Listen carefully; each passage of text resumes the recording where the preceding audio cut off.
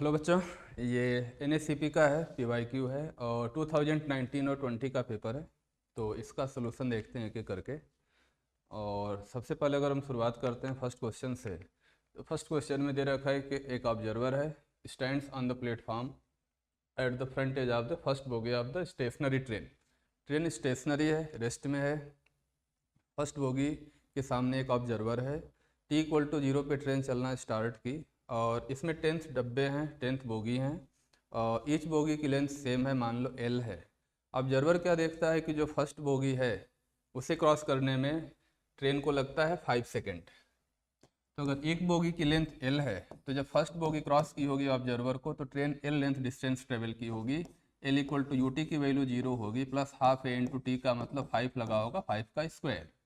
यहाँ से अगर A/L की वैल्यू निकालते हो तो A/L होगा बच्चे 2/25। अब पूछा है कि लास्ट की बोगी को ट्रेवल करने में कितना टाइम लगेगा। तो शुरू से लेके 9 जो बोगी हुए उनको क्रॉस करने का टाइम अगर निकालना है तो टोटल डिस्टेंस 9L होगा। U की value 0 plus half A into T1 का स्क्वायर। यहाँ से अगर T1 कैलकुलेट करेंगे तो आएगा बच्चे √18 इंटू L/A।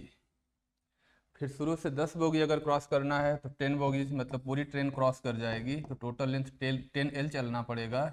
U 0 है प्लस होगा half into A into time लगेगा T2 का स्क्वायर। यहाँ से अगर टाइम T2 निकालेंगे तो T2 की वैल्यू हो जाएगी √20 इंटू L/A। तो लास्ट वाली बोगी जो 10th नंबर की है उसको क्रॉस करने का टाइम होगा T2 माइनस T1। ये टाइम होगा बच्चे T2 माइनस T1, यही पूछा है delta T।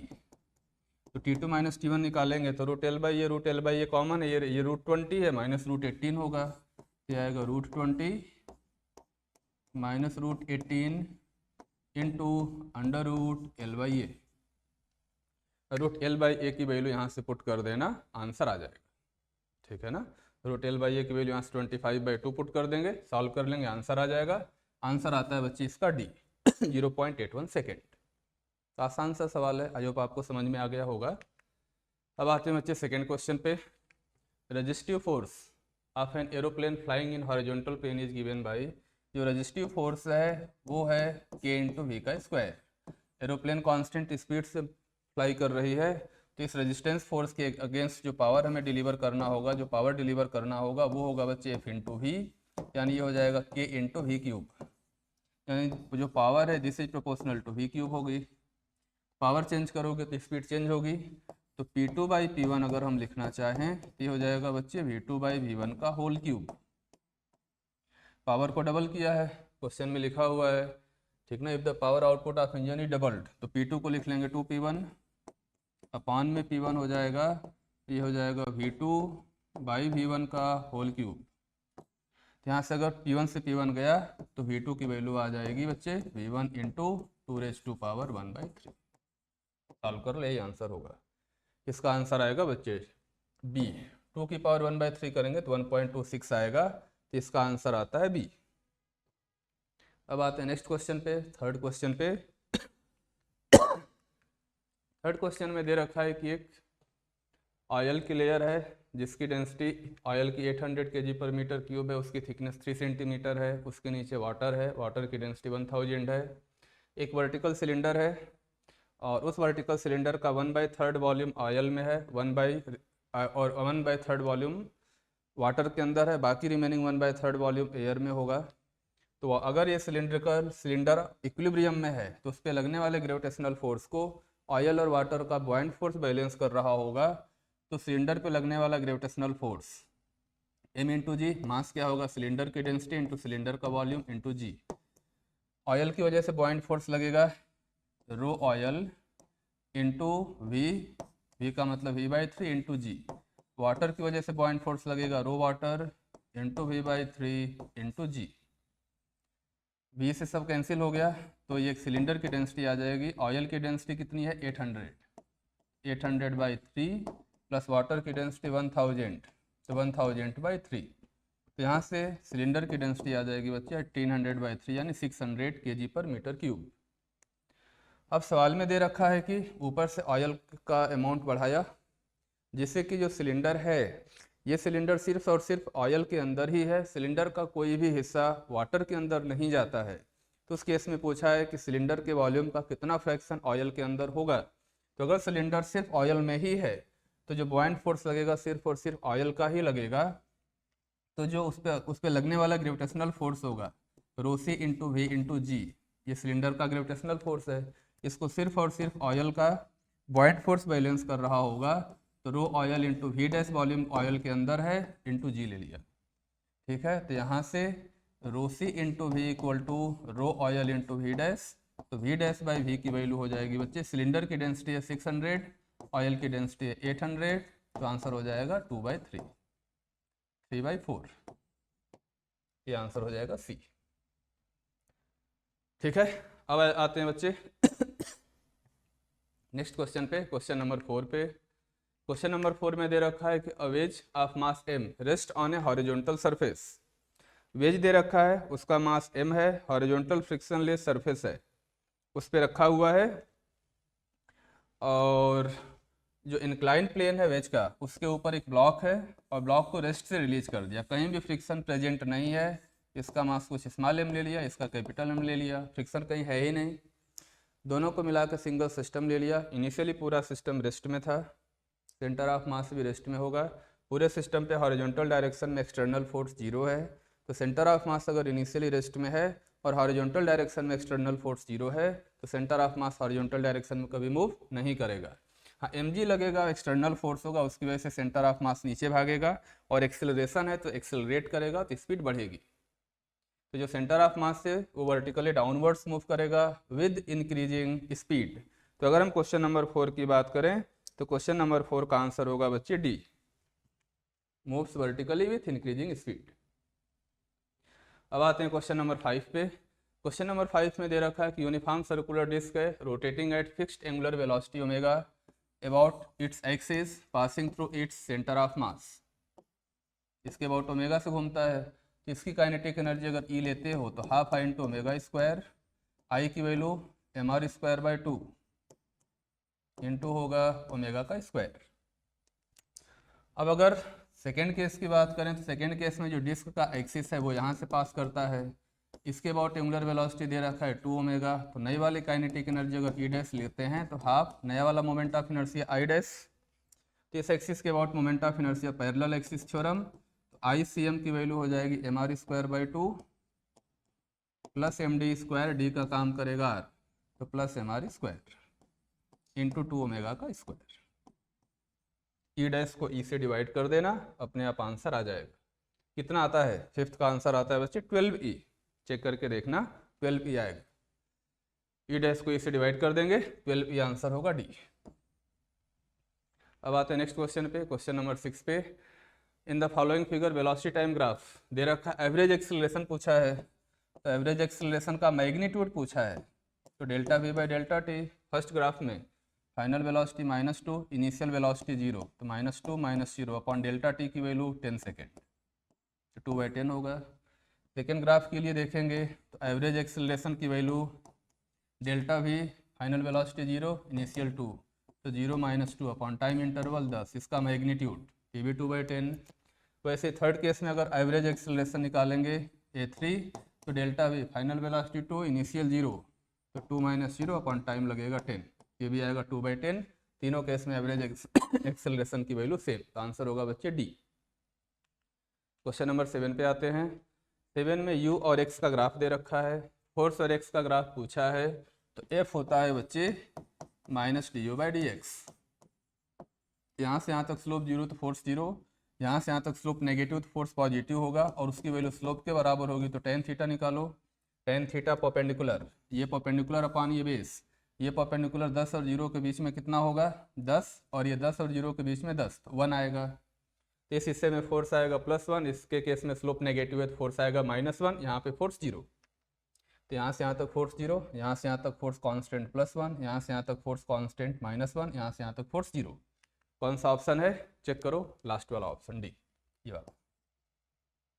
Force 0, force +1, force -1, फिर फोर्स 0, फिगर 4, ये आंसर होगा। अब आते हैं बच्चे नेक्स्ट क्वेश्चन पे।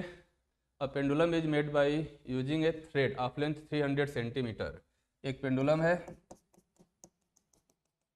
थ्रेड की लेंथ यानी ये स्ट्रिंग है उसकी लेंथ दे रखा है 300 सेंटीमीटर। इसको कितना डिस्प्लेस किया, लीनियर एम्पलीट्यूड 25 सेंटीमीटर है। इस ए की वैल्यू लेंथ के कंपैरिजन में बहुत स्मॉल है, तो ये वाला एंगल एंगुलर एम्पलीट्यूड कहलाएगा, ये भी स्मॉल होगा। तो एंगुलर एम्पलीट्यूड हो जाएगा बच्चे theta naught, arc upon radius. तो आर्क का काम करेगा 25 सेंटीमीटर, रेडियस का काम करेगा 300। तो ये थीटा नॉट आ गया। फिर पूछा है कि टोटल एनर्जी बताओ, इस सिचुएशन में पोटेंशियल एनर्जी हो जाएगी half M omega square into A square. अगर लीनियर सिस्टम से सोचते हो तो यहाँ पे अगर वैल्यू पुट करते हो तो हाफ एम ओमेगा कितना है √g/L का होल स्क्वायर, एम्पलीट्यूड कितना होगा थीटा नॉट इंटू एल का स्क्वायर। बस यहाँ वैल्यू पुट कर देना, ये हो जाएगा बच्चे हाफ इंटू एम इंटू जी, एल स्क्वायर नीचे एल है तो ऊपर एल बचेगा, इंटू थीटा नॉट का स्क्वायर। मास मालूम है, जी मालूम है, लेंथ मालूम है, थीटा नॉट निकाल चुके हो, वैल्यू पुट कर देना, आंसर आ जाएगा। सॉल्व करने के बाद जो इसका आंसर आता है, इसका आंसर आता है बच्चे क्वेश्चन नंबर 8 है ना, इसका आंसर आता है बी, इसका आंसर आएगा बी। थीटा नॉट ये होगा, एनर्जी इतनी होगी जूल में। अब आते हैं नेक्स्ट प्रॉब्लम पे। यहाँ पे कुछ क्वांटिटी दे रखी हैं, हमें बताना है किसका डायमेंशन सेम किसका डायमेंशन डिफरेंट है। तो रो इंटू वी स्क्वायर, तो ये डेंसिटी है, रो का मतलब m L⁻³ into v velocity L का स्क्वायर, तो एल स्क्वायर T⁻²। ये हो जाएगा बच्चे m L⁻⁻1 T⁻²। Second case में y इंटू ΔL/L है, ΔL/L डायमेंशन होगा तो इसका डायमेंशन y के बराबर होगा, और y का डायमेंशन स्ट्रेस के बराबर होता है, मतलब फोर्स अपॉन एरिया। तो फोर्स का dimension mL⁻² upon area L square, ये हो जाएगा mL⁻⁻1 T⁻², दोनों का डायमेंशन सेम। तीसरा sigma square by epsilon not, याद करो इसका डायमेंशन प्रेशर के डायमेंशन से मैच करता है, प्रेशर का मतलब फोर्स अपॉन एरिया।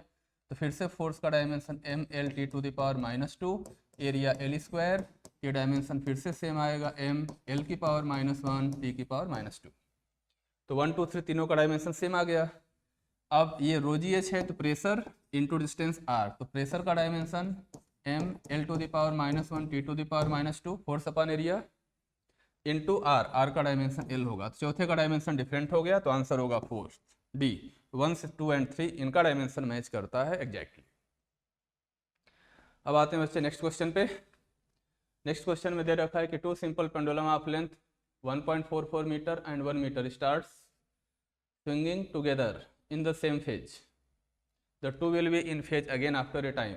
तो पहले दोनों का लेंथ मालूम है, तो दोनों का ओमेगा निकालो, ω1 होता है √g/L। पहले के लिए ω1 की वैल्यू हो जाएगी g का मतलब 10 ले लिया, लेंथ है 1। दूसरे का ओमेगा अगर लिखोगे तो ω2, ये हो जाएगा g का मतलब 10 अपॉन लेंथ है 1.44, ये हो जाएगा बच्चे √10/1.2। ठीक है, इनिशियल दोनों का फेज सेम था, टी टाइम बाद फिर से दोनों का फेज सेम होगा। तो टी टाइम बाद पहले वाला का फेज होगा ω1 इंटू टी, दूसरे वाले का फेज होगा ω2 इंटू टी, प्लस यूज कर लेंगे 2πn।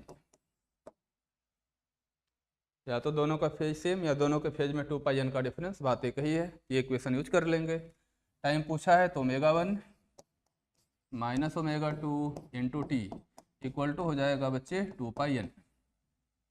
यहाँ से t की वैल्यू हो जाएगी 2πn अपॉन ω1 माइनस ω2, ω1 है √10 माइनस ω2 की वैल्यू है √10 अपॉन 1.2। n की वैल्यू 0 पुट करो तो उस केस में तो t 0 ही हो जाएगा, n को 1 पुट करेंगे तो एक टाइम आएगा, 2 पुट करेंगे तो दूसरा टाइम, अलग अलग टाइम आएंगे। n को 1 पुट करने से ही आंसर आ जाता है, 2π/√10 को किनारे कर लेना, 1 - 1/1.2। सॉल्व करने के बाद इसका जो आंसर आता है, आंसर आता है बच्चे 12 सेकेंड, ये आएगा सी 12 सेकेंड। आई होप समझ में आ गया होगा आपको यहाँ तक। नेक्स्ट क्वेश्चन पे आते हैं बच्चों, क्वेश्चन नंबर 11। क्वेश्चन नंबर 11 में दे रखा है a home aquarium partly filled with water slides down an incline plane of inclination theta. एक इंक्लाइन प्लेन ले रखा है, इस पे एक्वेरियम मतलब कोई भी एक वेसल ले लो, इसके अंदर पानी भरा हुआ है और ये इंक्लाइन प्लेन है। इसमें दो सिचुएशन होती है। अगर फ्रिक्शन नहीं हुआ तो इस वेसल का एक्सेलरेशन जी साइन थीटा होगा। उस सिचुएशन में जो लिक्विड है उसकी जो अपर सरफेस होती है वो जस्ट इस इंक्लाइन प्लेन के पैरेलल होती है, तो अपर सरफेस का हॉरिजॉन्टल के साथ जो एंगल अल्फा होगा वो एग्जैक्टली थीटा होगा। ठीक है, तो एक तो ऑप्शन ये है कि remains parallel to the plane of the incline अगर फ्रिक्शन एब्सेंट है तो, और अगर फ्रिक्शन प्रेजेंट है तो एक्सेलरेशन जी साइन थीटा से थोड़ा छोटा होगा, और अगर एक्सेलरेशन जी साइन थीटा से छोटा हुआ तो उस केस में क्या होगा बच्चे कि जो अल्फा होगा वो थीटा से छोटा होगा और जीरो से कुछ बड़ा होगा, क्योंकि अगर ये रुक जाएगा वेसल तब तो अपर सरफेस हॉरिजॉन्टल हो जाती है, उस केस में अपर सरफेस का हॉरिजॉन्टल से एंगल जीरो हो जाएगा, लेकिन रुकना है नहीं, नीचे जा रही है तो थीटा से कम और जीरो से ज़्यादा। तो आंसर होगा बच्चे बी एंड सी, दोनों आंसर यहाँ पे पॉसिबल है। ठीक ना, इसमें दोनों आंसर पॉसिबल हो सकते हैं, बी और C. Question number 12, a sound source of constant frequency. यहाँ पे बीच में एक ऑब्जर्वर है, यहाँ पे एक सोर्स है, पहले इसकी तरफ आता है, स्पीड ले लिया, अभी साउंड जो प्रोड्यूस किया उसकी स्पीड दे रखा है 340, इसकी जो ओरिजिनल फ्रीक्वेंसी है वो एफ है। जब ये ऑब्जर्वर की तरफ सोर्स जा रहा होगा, ऑब्जर्वर रेस्ट में है, तो frequency received by observer first case में दे रखा है 449 है, equal to original frequency F है, velocity of sound with respect to observer तो 340 माइनस ऑब्जर्वर रेस्ट में है तो सेम वही रहेगा, upon velocity of sound with respect to source क्या आएगा बच्चे 340 माइनस वी एस।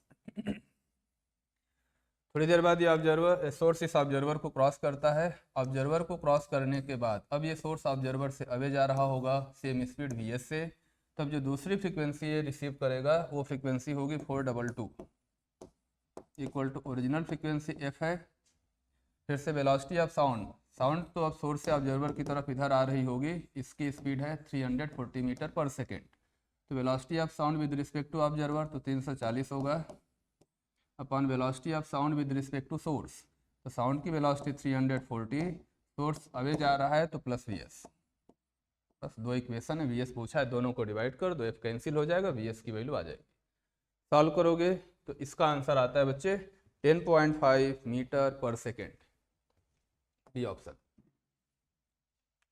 अब आता है नेक्स्ट केस में, लाइट ऑफ वेवलेंथ लेमडा इतना फॉल्स एंड डिफ्रैक्शन ग्रेटिंग के केस में जो साइन थीटा होता है ये होता है n into lambda by D, और सेकेंड मैक्सिमा की बात किया है तो n की वैल्यू 2 पुट कर देंगे तो साइन थीटा की वैल्यू हो जाएगी 2 इंटू लेमडा बाई डी, और जो d होता है ये होता है 0.0254 बाई कितनी लाइन से 12,000, तो अपॉन हो जाएगा 12,000।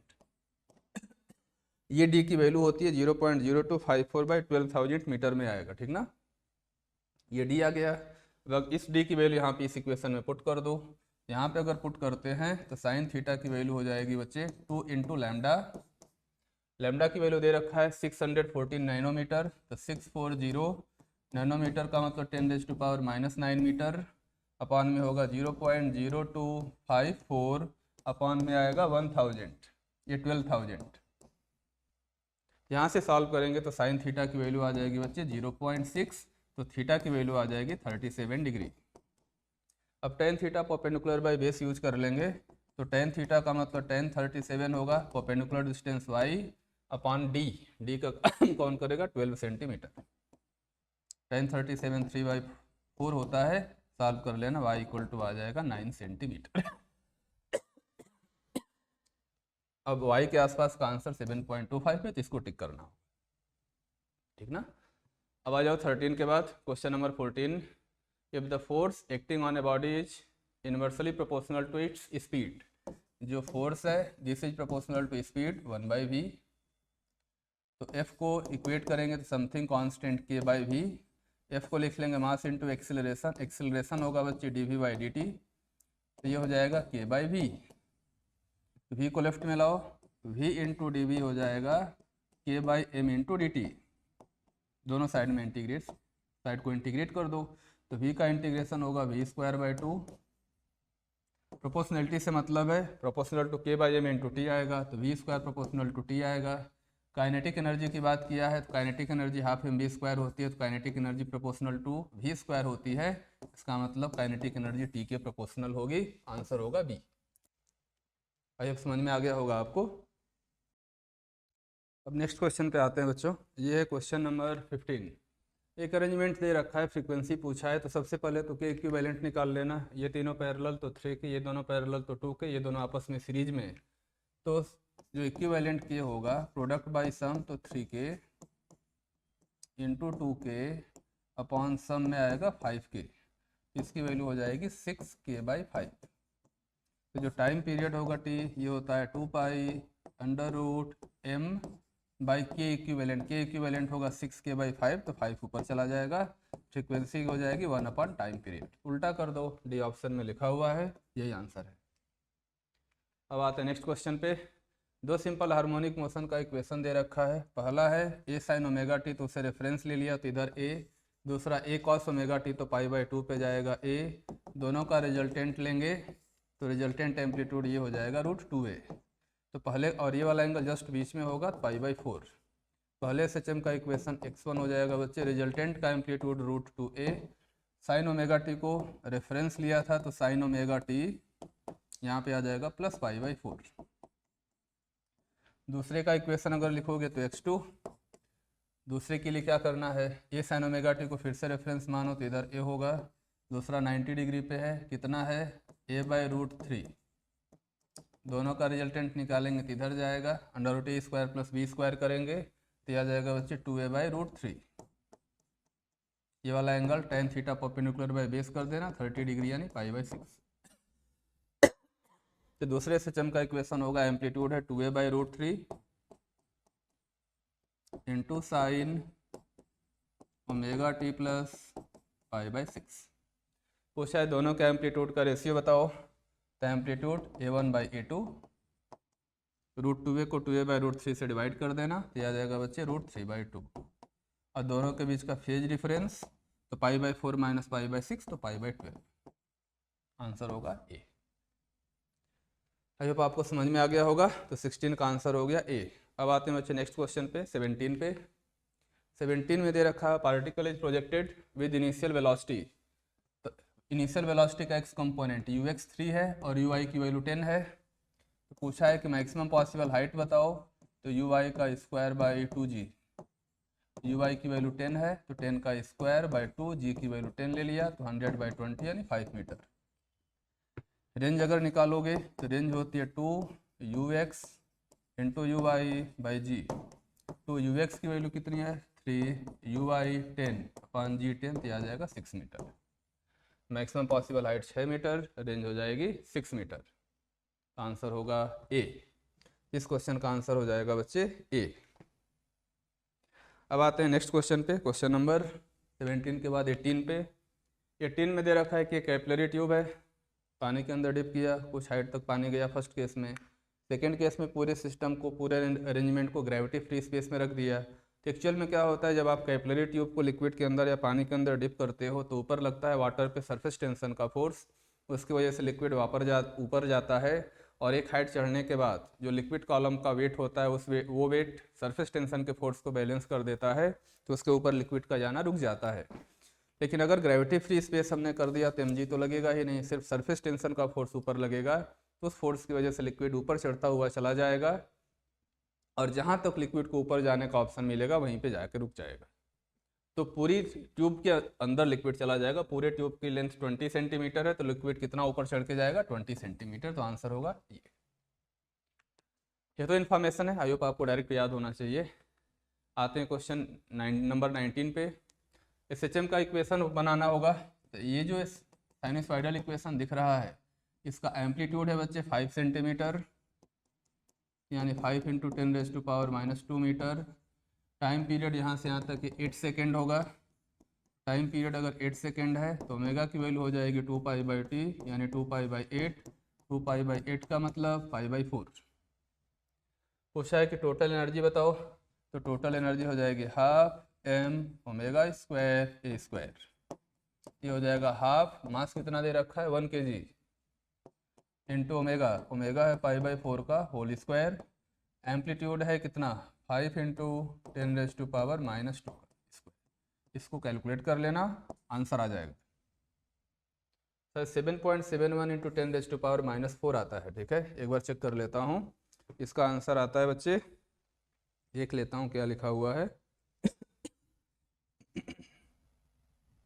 ठीक है, 7.71 इंटू 10⁻⁻4 ये आंसर होगा। ठीक है, अब आते हैं बच्चे नेक्स्ट क्वेश्चन पे, 19 के बाद 20 पे। क्वेश्चन नंबर 20, यहाँ पे T1 है, यहाँ T2 और T3।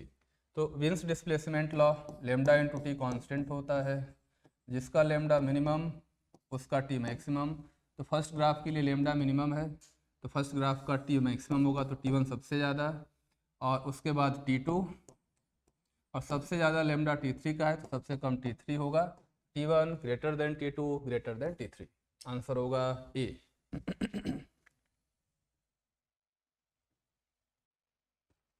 अब नेक्स्ट क्वेश्चन पे आते हैं बच्चों, और नेक्स्ट क्वेश्चन में दे रखा है कि consider a composite slab consisting of 2 different materials having equal thickness. दो स्लैब हैं, दोनों की थिकनेस इक्वल है, एल ले लेते हैं। एरिया क्रॉस सेक्शन दोनों का सेम है, ए ले लेते हैं। पहले की थर्मल कंडक्टिविटी के है, दूसरे की थर्मल कंडक्टिविटी 2 के है। पूरे पूछा है कि पूरे सिस्टम के लिए इक्विवेलेंट थर्मल कंडक्टिविटी क्या होगी। इक्विवेलेंट थर्मल कंडक्टिविटी कैलकुलेट करने का तरीका, दोनों स्लैब को हटाओ, दोनों स्लैब की जगह सिंगल स्लैब लाओ। जो सिस्टम इस कंपोजिट स्लैब, जो लेंथ इस कंपोजिट स्लैब की थी वही लेंथ सिंगल स्लैब की होगी। एरिया क्रॉस सेक्शन सेम रखना है, थर्मल कंडक्टिविटी के इक्विवेलेंट कितना लें, जिससे कि जो रेजिस्टेंस इसका होगा वही इसके बराबर हो जाए। तो रेजिस्टेंस इक्वेट कर देना, तो इसका रेजिस्टेंस होगा, सीरीज है तो L/K इंटू ए, प्लस इसका होगा बच्चे L/2K into A, equal to यहाँ पे टोटल लेंथ हो गई 12, अपॉन में हो जाएगा K इक्विवेलेंट इंटू ए। इसको सॉल्व करो तो 3/2 K equal to 2/K equivalent, तो K इक्विवेलेंट की वैल्यू आएगी 4K/3, तो आंसर होगा 4K/3। अब आते हैं नेक्स्ट क्वेश्चन पे 22 पे, a large horizontal uniform disc. इस सवाल में दे रखा है कि एक यूनिफॉर्म डिस्क है, यहाँ पे इसका सेंटर, इसका रेडियस ले लिया r, इस सेंटर से पास करने वाले इस एक्सिस के अबाउट ये डिस्क ऐसे रोटेट करने के लिए फ्री है हॉरिजॉन्टल प्लेन में। यहाँ पे एक मैन खड़ा है, मैन का मास दे रखा m है, डिस्क का मास उसका 22 टाइम्स है, तो 22m। इनिशियली पूरा सिस्टम रेस्ट में था, अब डिस्क के रिस्पेक्ट में मैन मूव करने लगा। डिस्क के रिस्पेक्ट में मैन मान लो मूव किया कांस्टेंट स्पीड v से। अगर मैन क्लॉकवाइज घूमेगा तो डिस्क घूमेगी बच्चे anti clockwise angular velocity omega से। और ये जो मैन की वेलोसिटी वो डिस्क के फ्रेम में है, तो ग्राउंड के फ्रेम में अगर मैन की वेलोसिटी कैलकुलेट करो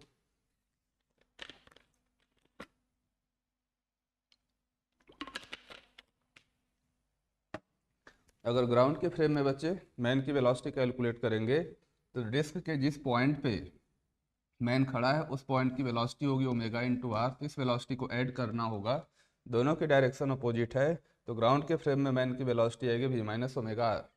तो यूज कर लेना एंगुलर मोमेंटम कंजर्वेशन।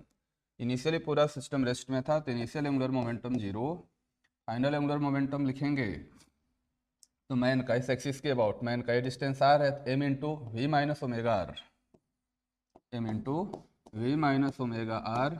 डिस्क का सेंस अपोजिट है तो माइनस आई इंटू ओमेगा कर देना, तो mr²/2 इंटू ओमेगा।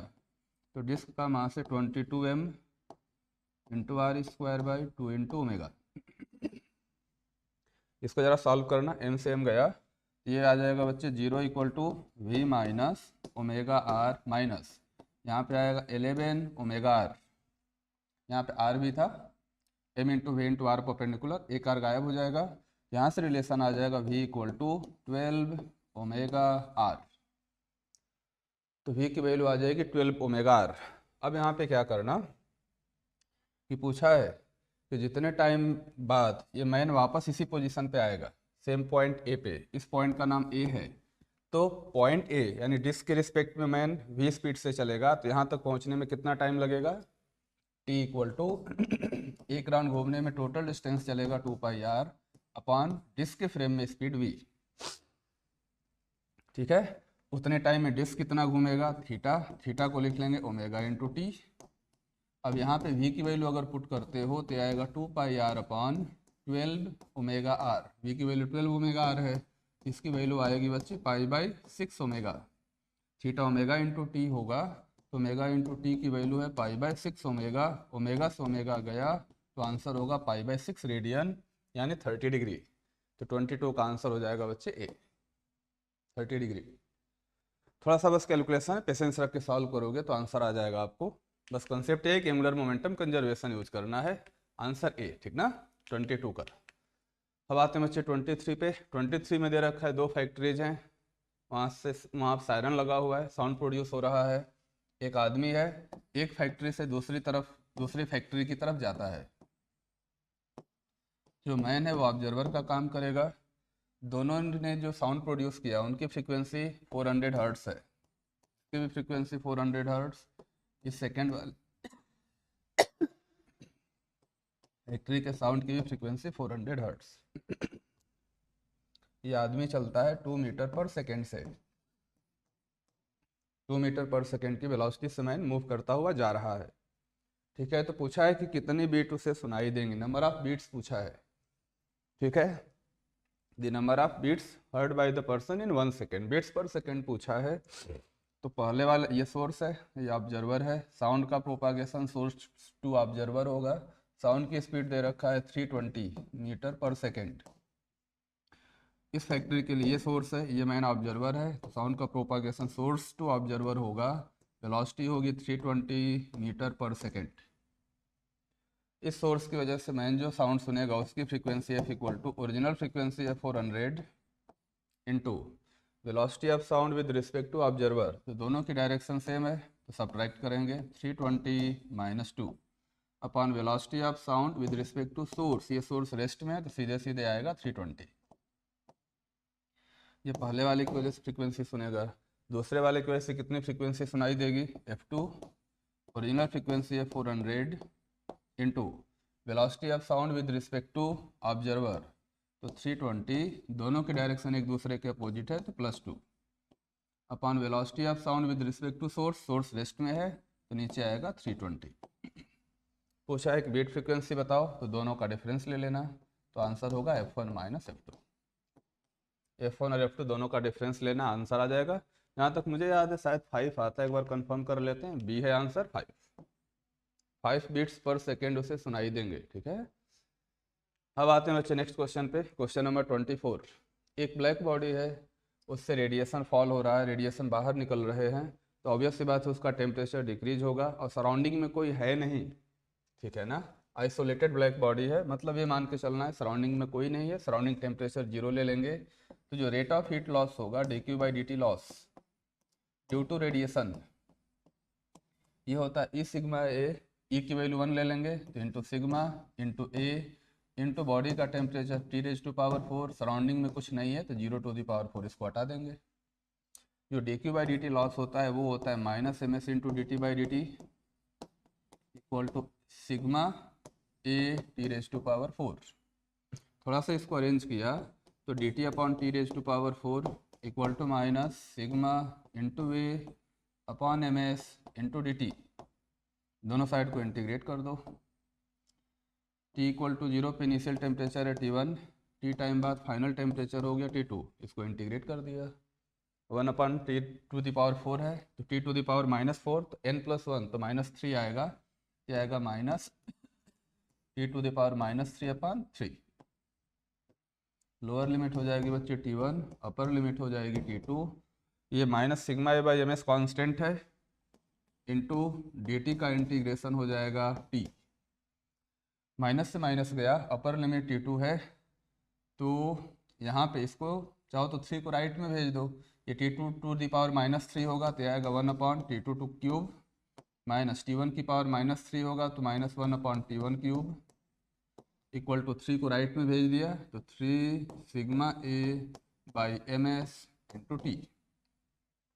ये पूरा टर्म कांस्टेंट में चला जाएगा, इसको लेफ्ट में लाएंगे तो x का काम c का काम करेगा, तो t x का काम कौन करेगा, इसको ऐसे लिख सकते हो t equal to ms upon 3 sigma A 1 upon T2 cube minus 1 upon T1 cube. ये पूरा कांस्टेंट होगा, एक्स सी का काम करेगा तो एक्स किसके बराबर होगा 1 upon T2 cube minus 1 upon T1 cube. तो आंसर होगा बच्चे वो सी 1 upon T2 cube minus 1 upon T1 cube. अब आते हैं नेक्स्ट क्वेश्चन पे, क्वेश्चन नंबर 25। दो चार्ज हैं प्लस माइनस क्यू है, दो डायरेक्शन लेते हैं, ये डायरेक्शन ले लिया x, ये डायरेक्शन ले लिया बच्चे y, यहाँ पे ओरिजिन है, ये वाला चार्ज यहाँ पे है माइनस क्यू, कोऑर्डिनेट 0 d है, ये ओरिजिन है तो ये डिस्टेंस d हो जाएगी। दूसरा वाला चार्ज भी यहाँ पे है माइनस क्यू, ओरिजिन से इसकी डिस्टेंस d है। तीसरा चार्ज प्लस q है, x एक्सिस के लॉन्ग ऑसिलेट कर रहा है। इसी टाइम पे मान लो ओरिजिन से इस पार्टिकल की डिस्टेंस x है। अब इस पार्टिकल पर लगने वाला नेट फोर्स निकालेंगे, तो नेट फोर्स निकालने के लिए माइनस क्यू की वजह से प्लस क्यू पर लगने वाला फोर्स अट्रैक्टिव होगा, ठीक है। इस माइनस क्यू की वजह से इस पर भी लगने वाला फोर्स अट्रैक्टिव होगा ऐसे। अगर ये एफ है तो ये भी एफ होगा, ये थीटा तो ये भी थीटा होगा। एफ का ये वाला कंपोनेंट आएगा एफ कॉस थीटा, ये वाला कंपोनेंट होगा एफ साइन थीटा। उसी तरीके से इस एफ का ये वाला कंपोनेंट एफ कॉस थीटा तो 2f कॉस थीटा हो जाएगा, ये वाला हो जाएगा एफ साइन थीटा। तो एफ साइन थीटा से एफ साइन थीटा गया, नेट फोर्स आएगा बच्चे 2f कॉस थीटा। तो नेट फोर्स की वैल्यू आ जाएगी 2 into F into cos theta. F की वैल्यू पुट कर दो तो के Q1 इंटू Q2 यानी Q square upon R square, ये गैप आर स्क्वायर होगा तो D square plus X square equal to R square. तो आर स्क्वायर की वैल्यू होगी बच्चे D square plus X square into cos theta. Cos theta होगा base upon hypotenuse, base की value x है, hypotenuse है under root D square plus X square. तो x upon X square plus D square की power 3/2 आएगा, तो answer होगा C. तो this force net force is proportional to x upon D square plus X square whole raise to power 3/2। तो answer हो जाएगा बच्चे सी। अब आते हैं नेक्स्ट क्वेश्चन पे, average translational kinetic energy of oxygen. तो एवरेज ट्रांसलेशनल काइनेटिक एनर्जी जो होती है वो होती है 3/2 kT। ये एनर्जी सिर्फ टेम्परेचर पे डिपेंड करती है, मोलर मास से कोई लेना देना नहीं है। तो चाहे ऑक्सीजन हो या कोई दूसरी गैस ले ले नाइट्रोजन, दोनों के लिए वैल्यू सेम आएगी क्योंकि मोलर मास का कोई रोल नहीं है, दोनों के केस में टेम्परेचर सेम है तो average translational kinetic energy same आएगी। अगर ऑक्सीजन के केस में 0.048 है तो नाइट्रोजन के केस में भी सेम होगी 0.048 इलेक्ट्रॉन वोल्ट। तो आंसर होगा बच्चे सी। अब आते हैं नेक्स्ट क्वेश्चन पे, एक ग्राफ दे रखा है, रिलेशन पूछा है, तो y equal to M X plus C use कर लो। ये 2 है, यहाँ पे 3 आएगा, ये एंगल थीटा होगा, स्लोप निकालेंगे tan थीटा, ये m का काम करेगा tan थीटा, ये डिस्टेंस परपेंडिकुलर 4, ये 3 और 7 के बीच में, यहाँ पे 7 आएगा, ये लेंथ 4 होगी, ये लेंथ 2 है, तो tan थीटा का मतलब 4/2 यानी स्लोप हो गया बच्चे 2। तो y equal to M X plus C use कर लेंगे, y का काम करेगा log t, m की वैल्यू 2, x का काम करेगा log a प्लस c का काम करेगा ये डिस्टेंस 3। इसको लेफ्ट में लाओ तो log t minus 2 log a का मतलब log a स्क्वायर हो जाएगा, इक्वल टू होगा बच्चे 3। तो log a minus log b है तो log a अपॉन b हो जाएगा, तो log t upon a square, यहाँ बेस 10 है इक्वल टू 3, लॉग हटाएंगे तो 10 रेज टू पावर 3 होगा, तो t upon a square equal to 10 raise to power 3 यानी 1000। तो t equal to 1000 into a square, answer होगा a। अब आते हैं बच्चे नेक्स्ट क्वेश्चन पे 28। In many situations the point source emitting a wave starts moving through the medium with velocity भी greater than wave velocity. ये इन्फॉर्मेशन है, मेरे हिसाब से तुमको पता होगा, देखा होगा, मूवीज वगैरह में भी देखा होगा। जब बहुत फास्ट चलता है तो जो पीछे कोनिकल वेव शेप बनता जाता है, तो पूछा क्या, wave front changes from spherical to conical, answer होगा बी स्फेरिकल टू कोनिकल। अब आ जाओ, if the average mass of smoke particle in an Indian kitchen is इतना, द आरएमएस स्पीड, तो जो VRMS होती है √3 kT/m यूज कर लो। जब मोलर मास ना पता चल के डायरेक्ट मास मालूम है तो यहाँ पे K यूज कर लो, यहाँ मोलर मास होता है तो यहाँ पे R यूज करते हैं, बस यहाँ वैल्यू पुट कर दो, आंसर आ जाएगा 3। बोल्ट्जमैन कांस्टेंट के 1.38 into 10⁻⁻23। Absolute temperature T 27 degree centigrade का मतलब 300 केल्विन अपान मास है बच्चे 3 इंटू 10⁻⁻70। कैलकुलेट कर लेना, आंसर आ जाएगा। आंसर शायद 2 सेंटीमीटर पर सेकेंड आता है ना, चेक कर लेते हैं। ए है, हाँ 2 सेंटीमीटर पर सेकेंड। अब आते हैं बच्चों नेक्स्ट प्रॉब्लम पे। नेक्स्ट प्रॉब्लम है, दो वायर हैं मेड ऑफ सेम मटेरियल, एक थिक है दूसरा थिन है। एक वायर ऐसे ले लिया, दूसरे की थिकनेस थोड़ी ज़्यादा कर दी, दोनों को एंड टू एंड यहाँ पे ऐसे कनेक्ट कर दिया। अगर एक वेव का प्रोपागेशन ऐसे हो रहा है इसमें कि जब यहाँ से वेव चल के दूसरे वायर में जाएगी तो मीडियम चेंज होगा। हमको पता है कि मीडियम चेंज होने पे फ्रीक्वेंसी चेंज नहीं होती है, वेव की स्पीड चेंज होती है। ठीक है, I V equal to F into lambda से एफ सेम रहेगा, अगर वी चेंज होगा तो लेमडा भी चेंज होगा। जब मीडियम चेंज होगा, एक वायर से दूसरे वायर में वेव जाएगी तो वेवलेंथ चेंज होगी, वेव की स्पीड चेंज होगी, फ्रीक्वेंसी चेंज नहीं होगी। तो कौन कौन सा चेंज होंगे? Both propagation speed and wavelength. Answer होगा बच्चे डी। अब आते हैं क्वेश्चन नंबर 31 पे। Frequency of third overtone of closed organ pipe. अगर क्लोज्ड ऑर्गन पाइप है तो उसमें एक एंड क्लोज लेते हैं, दूसरा एंड ओपन लेते हैं। फंडामेंटल फ्रीक्वेंसी होती है बच्चे V/4L। क्लोज्ड है सी लगा दिया, वी साउंड की स्पीड है। ये फंडामेंटल हो गया। फर्स्ट ओवरटोन में इसका 3 टाइम्स, सेकेंड ओवरटोन में इसका 5 टाइम्स, थर्ड ओवरटोन में इसका 7 टाइम्स। इसका थर्ड ओवरटोन दे रखा है, देखना जरा। The frequency of the third overtone of closed organ pipe is equal to, open organ pipe में दोनों एंड ओपन लेते हैं तो फंडामेंटल फ्रीक्वेंसी आती है V/12। साउंड की स्पीड तो दोनों केस में सेम लेंगे, दोनों केस में एयर है, कुछ नहीं लिखा है। तो ओपन ऑर्गन पाइप है तो 12 नॉट, नॉट का मतलब ओपन, ओ का मतलब ओपन। ये फंडामेंटल हो गई। इसका फिफ्थ हार्मोनिक दिया है तो इसका 5 टाइम्स। दोनों को इक्वेट कर दो, आंसर आ जाएगा। ठीक है, सॉल्व हो जाएगा ना। अब तो सॉल्व कर लेना। आंसर कितना आता है? 10/7। ओपन और क्लोज दोनों की लेंथ का रेशियो 8, 10/7 आएगा। अब आ जाओ बच्चे नेक्स्ट क्वेश्चन पे। कॉनकेव मिरर है, रेडियस आर है, यहाँ पे कॉनकेव मिरर ले लिया, प्रिंसिपल एक्सिस, यहाँ पे पोल, यहाँ पे एक ऑब्जेक्ट रखा हुआ है, रेडियस ऑफ कर्वेचर आर है, कुछ डिस्टेंस दे रखा है 1.5 आर। ठीक ना। इसमें सवाल में बोला है कि हमने यहाँ पे बीच में एक ओपेक डिस्क रख दिया कुछ हिस्से में, तो मिरर का जो रिमेनिंग हिस्सा है उससे तो रिफ्लेक्शन अभी भी हो रहा होगा, इमेज की पोजीशन चेंज नहीं होगी। कुछ रेज कम भले हो जाएंगी लेकिन बाकी हिस्से से रिफ्लेक्ट होकर रेज आ रही होंगी। इमेज का फॉर्मेशन तो बच्चों सेम पोजीशन पे होगा। हाँ, लेकिन ये है कि पहले ज़्यादा रेज आ रही थी रिफ्लेक्ट होके, तो जो इमेज बन रहा था उसकी इंटेंसिटी ज़्यादा होगी। डिस्क के रखने के बाद कम रेज आ रही होंगी, कम लाइट पहुंच पा रही होगी रिफ्लेक्शन के बाद, तो इंटेंसिटी कम हो जाएगी। तो position of image remains same but intensity decreases. The complete image will be seen on the same position, ये सही है, but it will not be identical in all respect with the initial image. All respect का मतलब intensity decrease हो जाएगी। तो answer होगा मेरे बच्चे डी। बाकी सब पढ़ लेना, अपने आप समझ में आ जाएगा, आंसर डी आएगा। ए में क्या लिखा है? Position of image will be same but central half will disappear, नहीं पूरी इमेज बनेगी। बी में क्या लिखा है? Position of image will be same but it's outer half will disappear. ये भी गड़बड़ हो गया, कुछ डिसअपीयर होगा ही नहीं, एग्जैक्टली भी नहीं बनेगा, तो आंसर डी होगा। अब आते हैं नेक्स्ट क्वेश्चन पे 33 पे। अरे of white light is made incident on refracting surface of prism. यहाँ पे व्हाइट लाइट आई, हमको पता है कि ये लाइट 7 कलर में डिवाइड होती है। सवाल में दे रखा है कि जो ग्रीन कलर है इसमें निकलेंगे बच्चे 7 कलर। ठीक है ना, 7 कलर होते हैं। ठीक है, अब जो ग्रीन कलर है वो दूसरे सरफेस पे जो इंसिडेंस होता है वो क्रिटिकल एंगल पे इंसिडेंट हो गया θc। जो ग्रीन कलर की लाइट आएगी, ग्रीन कलर के करस्पॉन्डिंग जो रे होगी वो क्रिटिकल एंगल पे इंसिडेंट हो गई, इसका तो TIR होगा। पूछा है कि कौन सी रेज बाहर आएंगी दूसरी तरफ से, इमरजेंट रे कौन कौन सी होंगी, कौन कौन सा कलर होगा। तो हमको पता है VIB GYOR।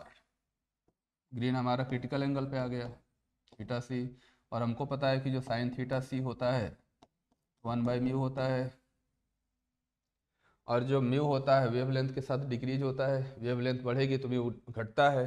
तो आगे वाले जो कलर हैं येलो, ऑरेंज और रेड, इनका लेमडा ज़्यादा होगा, लेमडा ज़्यादा होगा तो इनका म्यू कम होगा, इनका म्यू कम होगा तो साइन थीटा से ज़्यादा होगा। तो येलो, ऑरेंज और रेड इन तीनों कलर के लिए क्रिटिकल एंगल ज़्यादा होगा और इन तीनों कलर के लिए क्रिटिकल एंगल थीटा सी से कम होगा। यानी जो ये तीनों कलर होंगे इनका angle of incidence critical angle से ज़्यादा हो जाएगा तो इनका TIR हो जाएगा तो वापस लौट जाएंगे। और इन तीनों कलर के लिए angle of incidence critical angle से कम होगा अभी भी, तो इनका TIR नहीं होगा, एरेज दूसरी तरफ जाएंगी। तो दूसरी तरफ तीन कलर हमें दिखाई देंगे, येलो, ऑरेंज और रेड। आंसर है सी। 33 का आंसर होगा बच्चों सी।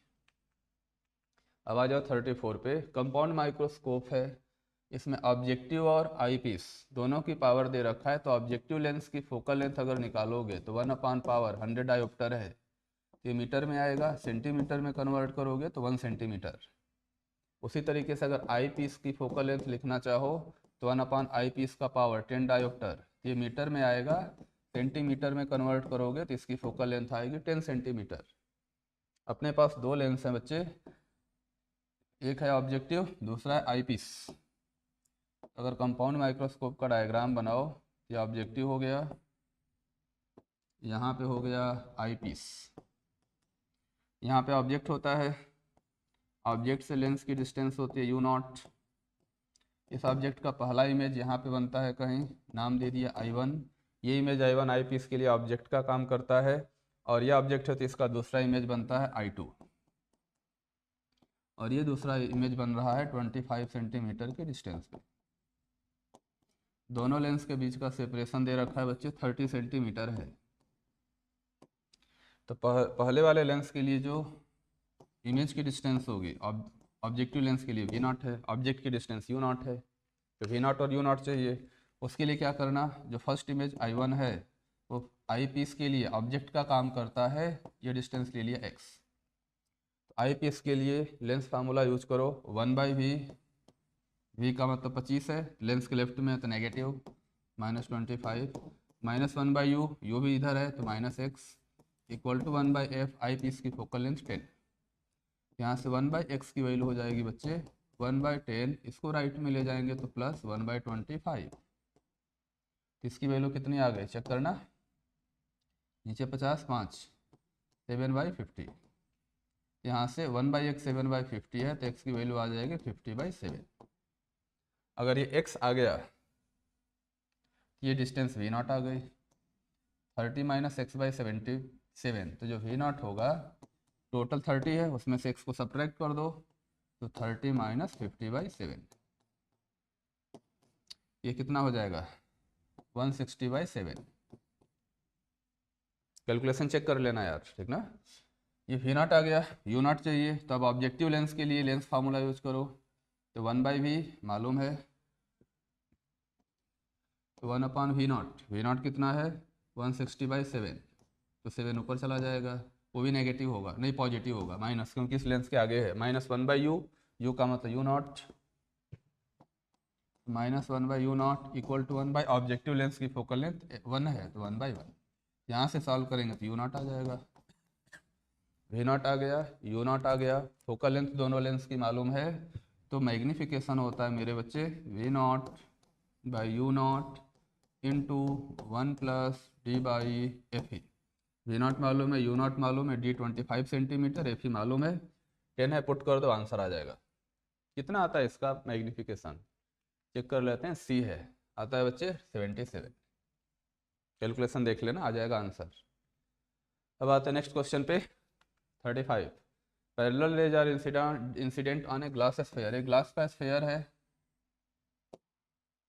पैरेलल रेज आई, पहला बाहर का मीडियम एयर, यहाँ का म्यू 1.5 है, डायमीटर 10 है, तो रेडियस की वैल्यू आएगी 5 सेंटीमीटर, ये भी डिस्टेंस 5 सेंटीमीटर। रिफ्रैक्शन होगा, लाइट रेज ऐसे जाएंगी, कर्व सरफेस पे, फर्स्ट कर्व सरफेस पे रिफ्लेक्शन होगा, रिफ्रैक्शन होगा, तो μ2/v, μ2 का मतलब 1.5/v, -μ1 एयर में 1/u का मतलब इनफाइनाइट, इक्वल टू μ2 है 1.5 -μ1 है 1/r, आगे है तो 5 + 5, ये तो 0 हो जाएगा, ये हो जाएगा बच्चे कितना 1.5 - 1, तो कितना आ गया चेक करो जरा, 1.5 - 1 करोगे तो 0.5/5, ठीक है। अब इसको सॉल्व करके देखना जरा, v कितना आता है, 1.5 बाई वी इक्वल टू 0.5/5, तो v की वैल्यू आ जाएगी 15 सेंटीमीटर। यानी यहाँ से भी 15 सेंटीमीटर, 5 और 5 10, यहाँ पे जाएगा। यानी अगर एक कर्व सरफेस आगे वाली नहीं रहती तो ये लाइट रेज यहाँ पे जाती, यहाँ पे फर्स्ट इमेज बनता, और यहाँ से यहाँ तक ये डिस्टेंस होती बच्चे 5 सेंटीमीटर। लेकिन यहाँ पे फिर से रिफ्रैक्शन होगा, फिर से कर्व सरफेस का फार्मूला यूज करना पड़ेगा। तो μ2 बाई वी, ये सेकेंड मीडियम होगा, तो 1/v माइनस ये μ1 होगा, μ1 का मतलब 1.5 अपॉन u, ये पॉइंट इसके लिए ऑब्जेक्ट का काम करेगा, u की वैल्यू 5 होगी, equal to μ2 minus μ1 upon r इधर अपोजिट है तो -5। इसको जरा सॉल्व करना यार, 1/v, ये माइनस से आगे जाएगा तो प्लस हो जाएगा, 5/2 आना चाहिए v की वैल्यू, चेक करो, ये राइट में ले जाएंगे तो 1.5/5 प्लस 0.5/5, तो 2/5, तो v की वैल्यू आ जाएगी 5/2 सेंटीमीटर। यानी ये रेज यहाँ पे जाके कन्वर्ज होंगी और यहाँ से ये डिस्टेंस होगी 5/2 यानी 2.5 सेंटीमीटर। तो बोला है कि जो ये वाला पॉइंट है फाइनल इमेज की पोजीशन है, इसकी सेंटर से डिस्टेंस बताओ, 5 + 2.5 यानी ये होगा बच्चे 7.5 सेंटीमीटर। अब समझ में आ गया होगा आपको। नेक्स्ट क्वेश्चन पे आते हैं बच्चों, ये है क्वेश्चन नंबर 36। क्वेश्चन नंबर 36 में दे रखा है कि a jet of water from 15 centimetre diameter nozzle, जो नोजल है उसका डायमीटर दे रखा है 15 सेंटीमीटर, ये इससे वाटर ऐसे ऊपर निकलता है, कितनी मैक्सिमम हाइट तक जाता है, ये सवाल में दे रखा है कि 15 मीटर है, 25 मीटर हाइट दे रखा है, 25 मीटर तक जाता है। स्पीड इसकी ले लिया कुछ v है, तो v निकालना आसान है, √2gh होता है, अगर यहाँ से हाइट h तक गया है तो v की वैल्यू होगी बच्चे √2gh। इसका रेडियस दे रखा है, डायमीटर मालूम है कितना 15 सेंटीमीटर, तो रेडियस हो जाएगी बच्चे 15/2 सेंटीमीटर। पूछा है कि जब ये लिक्विड बाहर निकलेगा, वाटर बाहर निकलेगा, तो इस पर कितना फोर्स एग्जर्ट करेगा। एफ की वैल्यू होती है, ये फार्मूला आपको पता होगा, rho into A into we square. ये जो फोर्स होगा ये हो जाएगा बच्चे rho into area into we square. Area को लिख सकते हो πr स्क्वायर, ठीक है ना, एरिया हो जाएगी πr square into we square. Value put कर दो, डेंसिटी कितनी है वाटर की 10⁻³ इंटू पाई, रेडियस कितनी है 15/2 सेंटीमीटर, मीटर में कन्वर्ट करोगे तो 10⁻² इंटू वी स्क्वायर होगा 2gh, तो 2gh, तो 2g की वैल्यू 10, हाइट ले लिया 25, सॉल्व कर लो आंसर आ जाएगा। ये फोर्स होगा, कैलकुलेट करोगे ना तो इसका आंसर आता है डी वाला है 8.66 किलो न्यूटन। 10⁻³ में आएगा, न्यूटन में अगर लिखोगे तो किलो न्यूटन में कन्वर्ट करेंगे तो 10⁻³ हट जाएगा, ठीक है। अब आते हैं बच्चे नेक्स्ट प्रॉब्लम पे। In an electromagnetic wave phase difference between electric vector and magnetic field vector. हमको पता है कि इलेक्ट्रिक फील्ड और मैग्नेटिक फील्ड वेक्टर दोनों सेम फेज में होते हैं, फेज डिफरेंस होगा मेरे बच्चे 0। इन्फॉर्मेटिव क्वेश्चन है। 38 पे आ जाओ। रेक्टेंगुलर ग्लास स्लैब है, रिफ्रैक्टिव इंडेक्स दे रखा है 1.5 है, एक स्लैब है, इसका रिफ्रैक्टिव इंडेक्स न्यू दे रखा है 1.5। वाटर के अंदर ये प्रेजेंट है, ठीक है, ये वाटर के ऊपर सरफेस ले लिया यहाँ पे ऐसे, वाटर का म्यू दे रखा है 1.33। अब किसी बाहर सोर्स से लाइट इंसिडेंट हो रही है यहाँ पे अपर सरफेस पे, ये एंगल दे रखा है कुछ अल्फा, यही पूछा है। यहाँ पे अगर ये लाइट आएगी तो रिफ्रैक्शन होगा, रिफ्रैक्शन होगा तो रिफ्रैक्शन के बाद लाइट यहाँ पे जाएगी, स्लैब पे पहुँचेगी। स्लैब पे क्या होगा, रिफ्रैक्शन में रिफ्लेक्शन और रिफ्रैक्शन दोनों होते हैं, तो इसमें जो रिफ्लेक्टेड रेज होगी जिनका angle of incidence critical angle या उससे ज़्यादा होगा, ये दे रखा है कि पोलराइज्ड है, तो लिमिटिंग केस में काम करना है, जो रिफ्लेक्टेड रे होगी उसका एंगल θc से जस्ट ज़्यादा होगा तो θc ले लिया, ये एंगल ले लिया बच्चे θc। जब ये θc पे आएगा तो उससे थोड़ा भी ज़्यादा होगा तो रिफ्लेक्ट कर जाएगी, ये पोलराइज्ड है। तो सवाल ये है कि अल्फ़ा बताओ। तो सबसे पहले तो θc निकालो। हमको पता है कि जो sin θc होता है वो होता है 1/μ, लेकिन यहाँ पे स्लैब के चारों तरफ का मीडियम कुछ और है, तो म्यू की जगह म्यू रिलेटिव आ जाएगा।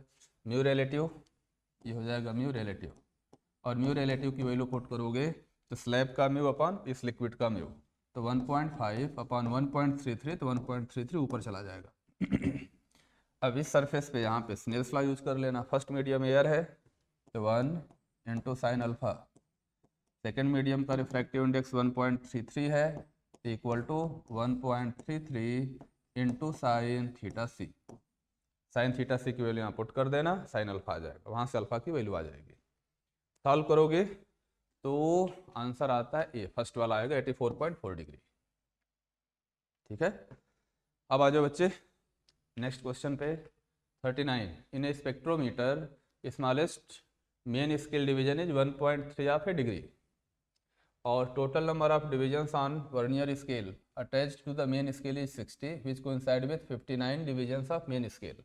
तो जो 59 मेन स्केल डिवीजन हैं वो 60 वर्नियर स्केल डिवीजन से कोइंसाइड करते हैं। तो जो 1 वर्नियर स्केल डिवीजन होगा ये हो जाएगा बच्चे 59/60 मेन स्केल डिवीजन के बराबर। पूछा है कि लिस्ट काउंट बताओ, तो जो लिस्ट काउंट होता है ये होता है बच्चे 1 main scale division MSD minus 1 vernier scale division. ये हो जाएगा 1 main scale division minus 1 VSD क्या है 59/60 MSD मेन स्केल डिवीजन। दोनों का डिफरेंस ले लो तो आ जाएगा बच्चे 1/60 मेन स्केल डिवीजन, और एक मेन स्केल डिवीजन जो है वो 1/3 डिग्री का। इसको मिनट में कन्वर्ट करोगे तो इंटू 60 मिनट, सेकेंड में कन्वर्ट करोगे तो इंटू 60 सेकेंड। चेक करना यार कितना आ गया 20 सेकेंड। ये आंसर होगा बी। अब आते हैं बच्चों नेक्स्ट प्रॉब्लम पे 40 पे। White light is used to illuminate the 2 slits in YDSC। Young's double slit experiment है।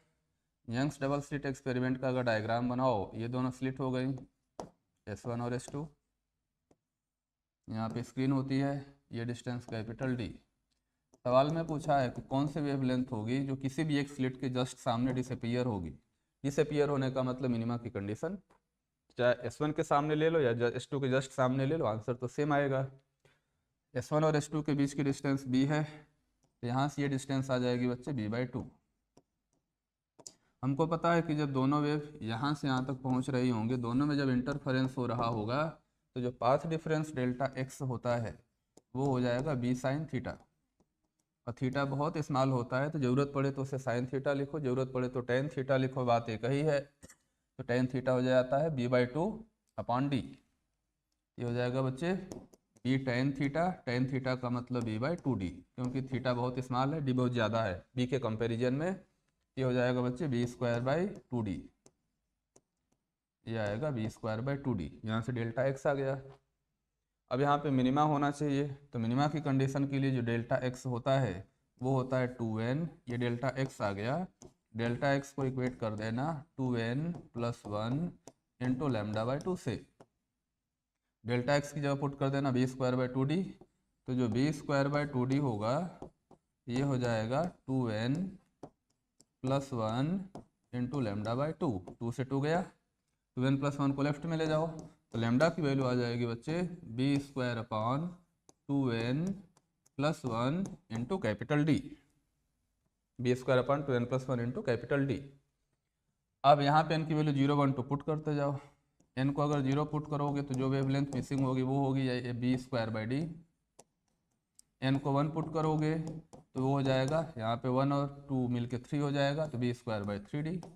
ऐसे ही 2, 3, 4 पुट करते जाएंगे, कौन सा मैच कर रहा है B²/3D, तो आंसर होगा बच्चे B²/3D C। 40 का आंसर हो जाएगा C। अब आते हैं 41 पे। 41 में दे रखा है कि ये पूरा अरेंजमेंट दे रखा है, यहाँ पे नेगेटिव चार्ज आ जाए, इलेक्ट्रिक फील्ड इधर है, अगर नेगेटिव चार्ज है तो उस पर फोर्स ऊपर लगेगा Q × E। ठीक है, इस फोर्स की वजह से इस चार्ज का एक्सेलरेशन ऊपर की तरफ आएगा। मैक्सिमम मिनिमम पॉसिबल चार्ज पूछा है या कुछ भी लिखा होगा मैक्सिमम चार्ज, जिससे कि वो इसको टच ना करे, इससे कोलिजन ना हो, जस्ट इसको क्रॉस कर जाए, तो जस्ट इस एंड को टच करता हुआ जाएगा यहाँ से। यहीं पर ओरिजिन ले लेना, इसको x ले लेना, इसको y ले लेना। हॉरिजॉन्टल डायरेक्शन में कोई फोर्स नहीं है, वेलोसिटी कांस्टेंट होगी। यहाँ से चल के यहाँ तक जाने में टोटल हॉरिजॉन्टल डिस्टेंस कितनी ट्रेवल करेगा, l। तो l इक्वल टू हो जाएगा speed into time, v into T. यहाँ से टाइम कैलकुलेट करेंगे तो आएगा बच्चे l/v। यहाँ से चल के यहाँ तक जाने का टाइम आ गया। अब y डायरेक्शन में इक्वेशन यूज कर लेना, तो y डायरेक्शन में डिस्प्लेसमेंट होगा d/2 equal to y direction की initial velocity 0 ut plus half at square. A का मतलब फोर्स अपॉन मास, तो qv/m इंटू टी का स्क्वायर। इस टाइम की वैल्यू यहाँ पे पुट कर देना और इसे सॉल्व कर लेना, आंसर आ जाएगा d/2 हो जाएगा बच्चे qe/2m इंटू टी स्क्वायर यानी l square upon v square.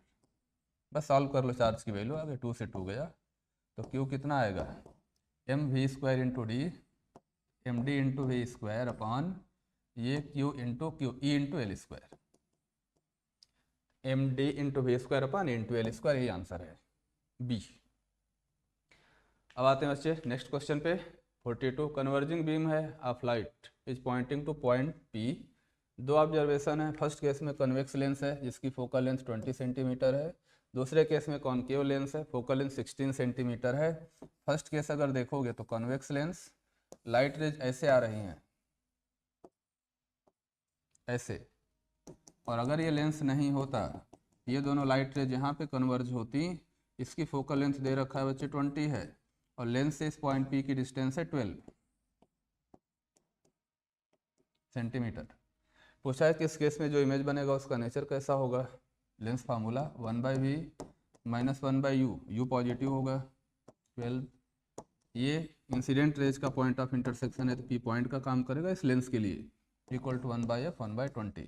यहाँ से सॉल्व कर लोगे तो v पॉजिटिव आएगा, इमेज दूसरी तरफ बनेगा यहाँ पे, यानी वो रियल होगा।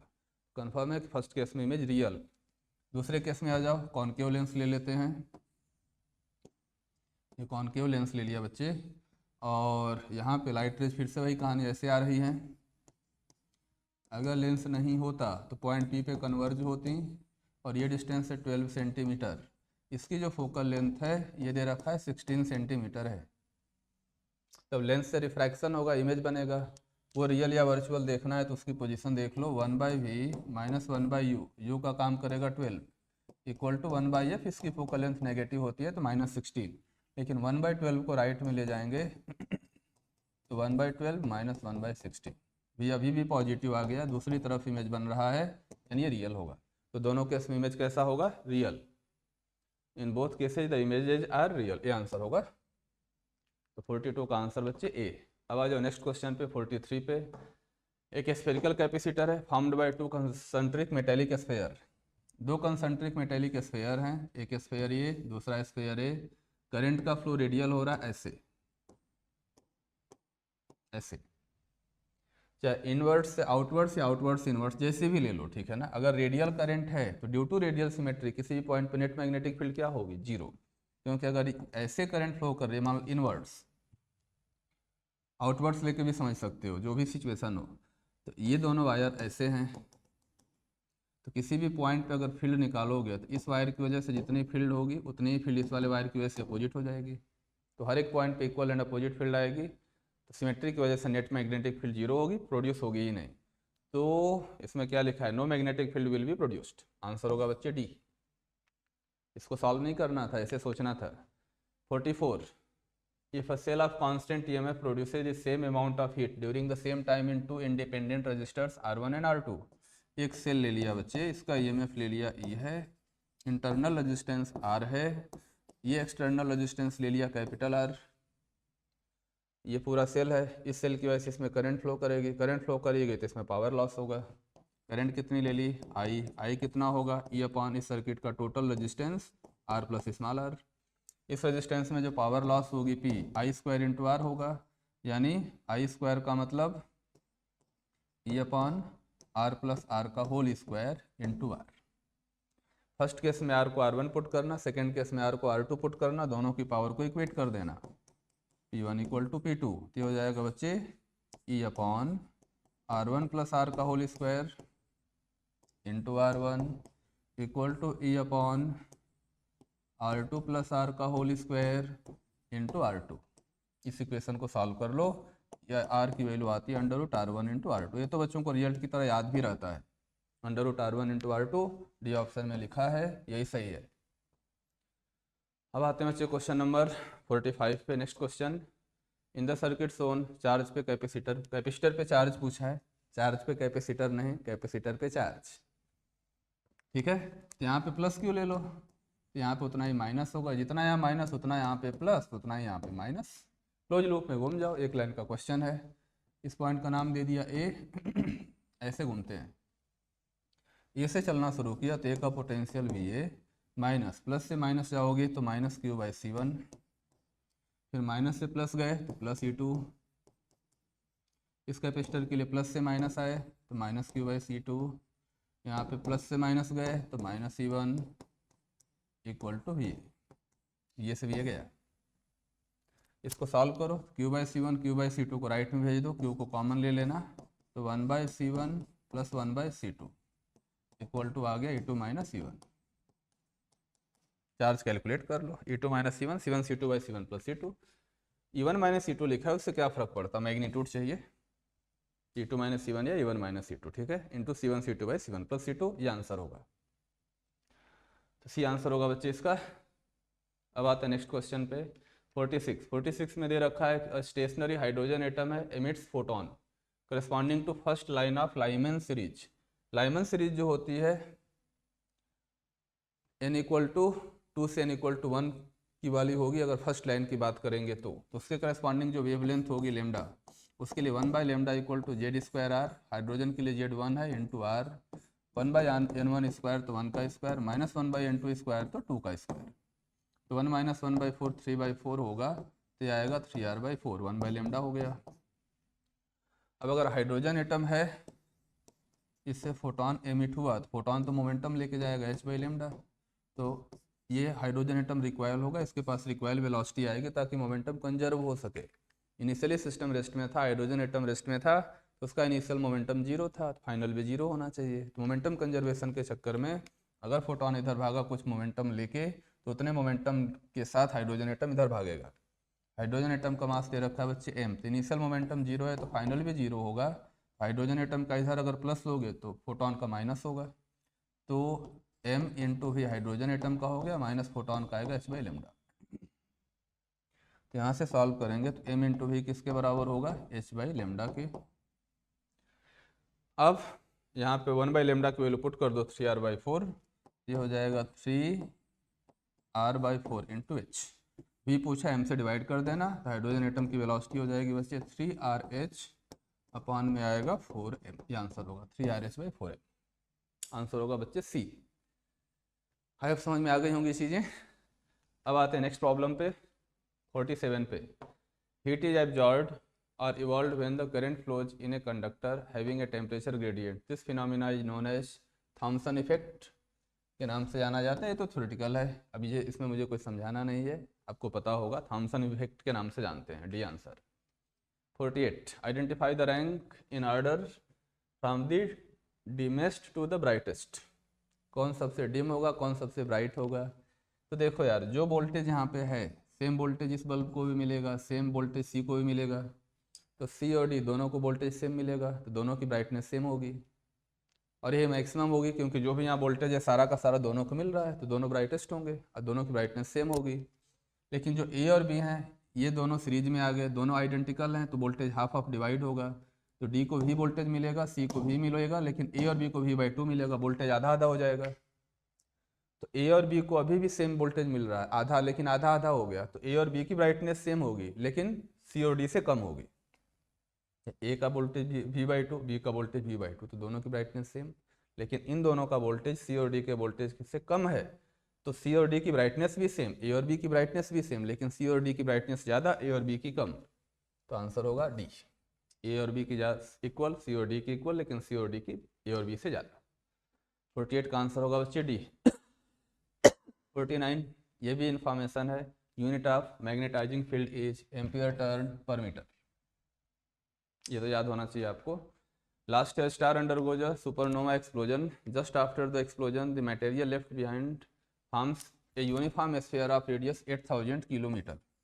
एक स्फीयर है, एक स्टार है, एक्सप्लोजन के बाद एक स्फीयर में कन्वर्ट हुआ जो रिमेनिंग पोर्शन था मास का, और इसका टाइम पीरियड कुछ दे रखा है t1 है, एंगुलर वेलोसिटी ले लिया ω1 अपने एक्सिस के अबाउट, टाइम पीरियड t1 दे रखा है 15 आवर्स, जैसे अर्थ का 24 आवर्स होता है। इसकी रेडियस r1 है, ये दे रखा है बच्चे 8000 किलोमीटर। अभी जो स्फीयर है कोलैप्स हुआ, कोलैप्स होकर छोटा होता गया और अपनी रेडियस को कम कर लिया, मास तो चेंज हुआ नहीं, मास तो सेम रहेगा, लेकिन इसकी रेडियस कम हो गई और इसकी रेडियस r1 से घट के कुछ r2 हो गई, और r2 दे रखा है कितना 4 किलोमीटर। तो अब इसका खुद के एक्सिस के about angular velocity omega, time period पूछा है t2 क्या होगा, एंगुलर मोमेंटम कंजर्वेशन। सब कुछ अपने आप ही हुआ है, बाहर से किसी ने कुछ नहीं किया, किसी ने एक्सटर्नल फोर्स नहीं लगाया, टॉर्क नहीं लगा, कुछ हुआ नहीं, तो angular momentum must be conserve. Angular momentum को कंजर्व करा दो, तो अगर हमने एंगुलर मोमेंटम को कंजर्व कराया तो I1 ω1 equal to I2 ω2, I1 का मतलब 2/5 m into r1 square, solid square मान के काम करेंगे, इंटू ω1 इक्वल टू I2 2/5, मास तो सेम है, r2 स्क्वायर इंटू ω2। तो यहाँ से ω1/ω2 अगर कैलकुलेट करेंगे तो आएगा मेरे बच्चे r2/r1 का होल स्क्वायर, ओमेगा को 2π/t लिखना, तो ω1/t यानी t के इन्वर्सली प्रोपोर्शनल होगा बोल सकते हो, तो ω1/ω2 t2/t1 आ जाएगा। r2 कितना 4 किलोमीटर, r1 कितना है 8000 किलोमीटर का होल स्क्वायर, t1 की वैल्यू 15 आवर्स पुट कर देना, सॉल्व कर लेना, t2 आ जाएगा। जहाँ तक मुझे याद है शायद लास्ट वाला आंसर आता है क्या डी, 0.0135 सेकेंड, t1 15 आवर्स दे रखा है, उसको सेकेंड में कन्वर्ट करेंगे तो आ जाएगा आंसर। ये था बच्चे क्वेश्चन नंबर 50। अब नेक्स्ट क्वेश्चन पे आते हैं बच्चों, ये क्वेश्चन नंबर 51 में दे रखा है कि a number of identical absorbing plates are arranged in between a source of light and photocells। जब लाइट के सोर्स और फोटो सेल के बीच में अगर आप एब्जॉर्बिंग प्लेट रखोगे तो कुछ लाइट को एब्जॉर्ब कर लेगी, यानी कुछ फोटोन को खा जाएगी, तो जो फोटोन पहुंच रहे होंगे फोटो सेल पे न वो कम हो जाएंगे, नंबर ऑफ फोटॉन्स अगर कम इंसिडेंट होंगे तो नंबर ऑफ जो इलेक्ट्रॉन्स होंगे वो भी कम निकलेंगे, और जब फोटो इलेक्ट्रॉन कम होंगे तो करंट की वैल्यू ऑब्वियस सी बात है क्या हो जाएगी, कम हो जाएगी, तो करंट कम होगी। The photo current decreases with the increase in number of absorbing plates, जैसे जैसे नंबर ऑफ एब्जॉर्बिंग प्लेट्स को हम बढ़ाएंगे लाइट का एब्जॉर्प्शन बढ़ेगा, इंसिडेंट फोटॉन्स का नंबर डिक्रीज होगा, तो इजेक्टेड फोटो इलेक्ट्रॉन्स भी कम होंगे, तो करंट की वैल्यू कम होगी। ठीक है, the stopping potential increases with increase in, stopping potential का इससे कोई लेना देना नहीं है, और दोनों स्टेटमेंट आपस में इंडिपेंडेंट हैं, तो आंसर कौन सा दे रखा होगा, statement 1 is true, 2 is not true, 1 and 2 are independent, answer होगा बच्चे सी। 52 पे आते हैं, in nuclear reaction 2 photons each of energy 0.5 mega electron volt, energy दे रखा है 0.51 मेगा इलेक्ट्रॉन वोल्ट, तो 1 × 10⁶ electron volt, are produced by electron positron annihilation. तो वेवलेंथ पूछा है associated with each photon, E = hc/λ, एक लाइन का इक्वेशन है, लैम्डा की वैल्यू हो जाएगी बच्चे hc/एनर्जी E, hc की वैल्यू पुट कर दो 1240 electron volt nanometre, upon energy है 0.51 × 10⁶ इलेक्ट्रॉन वोल्ट, तो आंसर यहाँ से आएगा नैनोमीटर में, उसको मीटर में कन्वर्ट कर लेना, आंसर आ जाएगा। 52 का आंसर कौन सा है, ए। अब आते हैं बच्चे नेक्स्ट क्वेश्चन पे, क्वेश्चन नंबर 53 पे। इस तरीके का एक सर्किट है, यहाँ की करंट IS है, ए और बी के बीच में एक एमीटर कनेक्ट किया है, कुछ भी ना मेंशन हो तो हम आइडियल एमीटर मान के चलेंगे, और अगर ए और बी के बीच में आइडियल एमीटर है उसका रेजिस्टेंस 0 लेंगे तो इस तरीके का शॉर्ट सर्किट मान सकते हो, अब बीच में एमीटर कनेक्टेड है, तो करंट को मूव करने का एक पाथ मिल गया, तो इस रास्ते में जो करंट फ्लो करेगी वही हमारा आंसर होगा। पूछा है कि करंट क्या होगा और उसकी डायरेक्शन क्या होगी, ए से बी या बी से ए, तो यहाँ पे करंट IS है, तो इस 4R में करंट मान लो कुछ स्मॉल i, तो यहाँ पे जाने वाली करंट होगी IS - स्मॉल i, सिमेट्री है, यहाँ पे 4R है तो यहाँ पे 4R, यहाँ पे 2R है तो यहाँ 2R, तो अगर करंट यहाँ पे I है तो इस रेजिस्टेंस में भी करंट I होगी, इस रेजिस्टेंस में करंट IS - I है, तो यहाँ की करंट भी होगी बच्चे IS - I। यहाँ पे करंट आई एस माइनस आई है, इधर आई चली गई तो इस डायरेक्शन में फ्लो करने वाली करंट होगी आई एस माइनस टू आई। और जो आई एस माइनस टू आई है यही हमारा आंसर होगा। अगर ये पॉजिटिव आया तो डायरेक्शन बी से ए जो माना है सही है, अगर ये टर्म नेगेटिव आ गया तो डायरेक्शन अपोजिट ले लेंगे, ठीक ना। अब रिलेशन कैसे निकाले, तो यहाँ पे ले लो पॉइंट ए और क्लोज लूप में घूम जाओ ऊपर ऊपर, ए से चलना शुरू किया तो ए का पोटेंशियल होगा बच्चे वी ए, करंट की डायरेक्शन में तो minus I into two R, I S minus I into two R, फिर करंट की डायरेक्शन में तो माइनस आई एस माइनस यहाँ पे टू आई है इंटू फोर आर और टू आर मिलके सिक्स आर।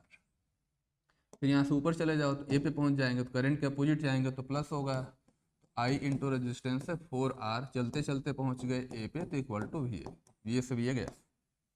इसको सॉल्व करके देखना, आई की जो वैल्यू है ये आती है 4IS/9, 4IS/9। तो एमीटर की रीडिंग ये वाली करंट होगी, तो जो रीडिंग होगी हमारी, रीडिंग कितनी है IS माइनस टू आई और आई की वैल्यू कितनी है 4IS/9, ये कितना आ गया आंसर IS/9। पॉजिटिव आया मतलब डायरेक्शन सेम है, मैग्नीट्यूड IS/9 होगा, तो आंसर होगा B2A IS/9, ये आंसर बी आंसर, ठीक है। इस क्वेश्चन का आंसर हो जाएगा बच्चों बी ऑप्शन। 53, एक मिनट कुछ गड़बड़ तो नहीं किया, 53 नहीं यार B2A होगा, ठीक ना, B2A IS/9, ठीक है, चेक कर लेना एक बार, ये गलत लिखा हुआ है। एवलांचे breakdown in A PN junction primarily depends on the phenomena, collision होता है पीएन जंक्शन में, जो ब्रेकडाउन होता है वो क्या होता है कोलिजन, ठीक है, तो भी आंसर होगा इसका। अब आ जाओ नेक्स्ट पे 55 पे, a source emits photons of energy 5 electron volt which are incident on a metallic sphere of work function 3। Photon की एनर्जी 5 है, इलेक्ट्रॉन इजेक्ट होगा तो वर्क फंक्शन के बराबर एनर्जी खर्च हो जाएगी, तो 5 माइनस 3 इलेक्ट्रॉन वोल्ट, कितनी एनर्जी लेके इलेक्ट्रॉन बाहर आएगा।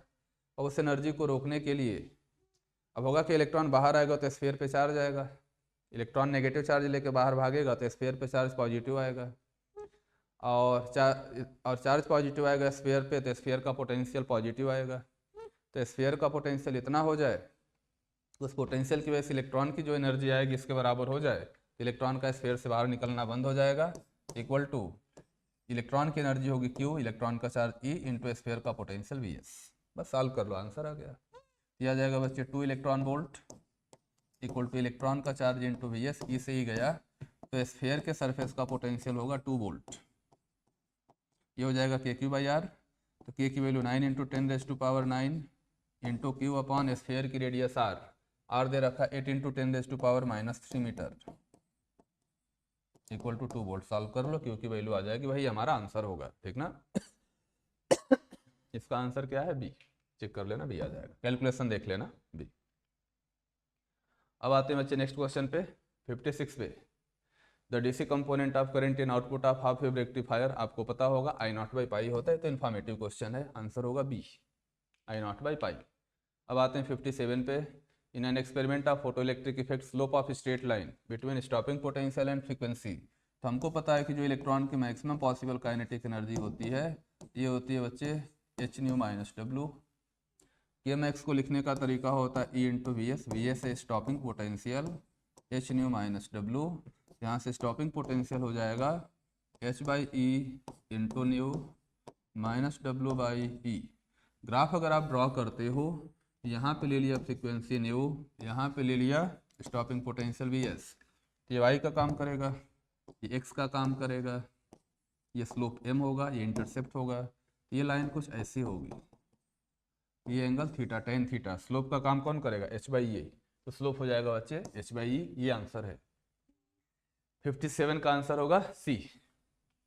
58 पे आते हैं, according to Bohr's theory ionization energy of hydrogen कितनी है 13.6 इलेक्ट्रॉन वोल्ट, तो वही आयोनाइजेशन एनर्जी हीलियम की पूछा है तो Z² टाइम्स हो जाएगा। हीलियम के केस में अगर यही आयोनाइजेशन एनर्जी निकालेंगे तो इसका Z² टाइम्स कर देना, तो 13.6 इंटू हीलियम के लिए जेट की वैल्यू 2, तो 2 का स्क्वायर इलेक्ट्रॉन वोल्ट, तो 4 टाइम्स कर देना, वही आंसर होगा। तो 13.6 इंटू 4 करेंगे तो 54.4 इलेक्ट्रॉन वोल्ट। ठीक है, डी आंसर होगा। आते हैं बच्चे next, the phenomenon inverse of photo electric effect is production of X rays in Coolidge tube. ये भी इन्फॉर्मेटिव है, 59 भी हो गया। फोटो इलेक्ट्रिक इफेक्ट का जस्ट रिवर्स प्रोसेस होता है photo production of X rays में। ठीक है, ये तो इन्फॉर्मेशन आपको याद होनी चाहिए। अब आते हैं बच्चे नेक्स्ट क्वेश्चन पे, stationary hydrogen atom emits a photon of wavelength इतना।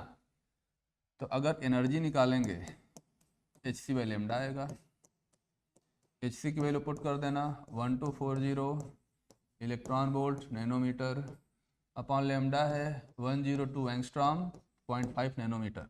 सॉल्व करके देखना, ये आता है 12.01 इलेक्ट्रॉन वोल्ट। हाइड्रोजन एटम में इलेक्ट्रॉन का ट्रांजिशन जब n = 3 से n = 1 में होता है तो इतनी एनर्जी की ज़रूरत पड़ती है, या n = 1 से n = 3 में। तो चेंज इन एंगुलर मोमेंटम पूछा है, इसका मतलब इलेक्ट्रॉन का ट्रांजिशन हुआ होगा 3 से 1 के बीच में। तो अगर एक एंगुलर मोमेंटम L1 लेते हो तो n × h/2π, n की वैल्यू 3 है तो आएगा 3 × h/2π। दूसरा एंगुलर मोमेंटम फिर से n × h/2π, तो 1 × h/2π, दोनों का डिफरेंस ले लो, तो डेल्टा L कितना होगा, L1 - L2 चेक करके देख लेना, h/π। आंसर होगा बच्चे A, h/π। समझ आ गया। अब आते बच्चे 61 पे।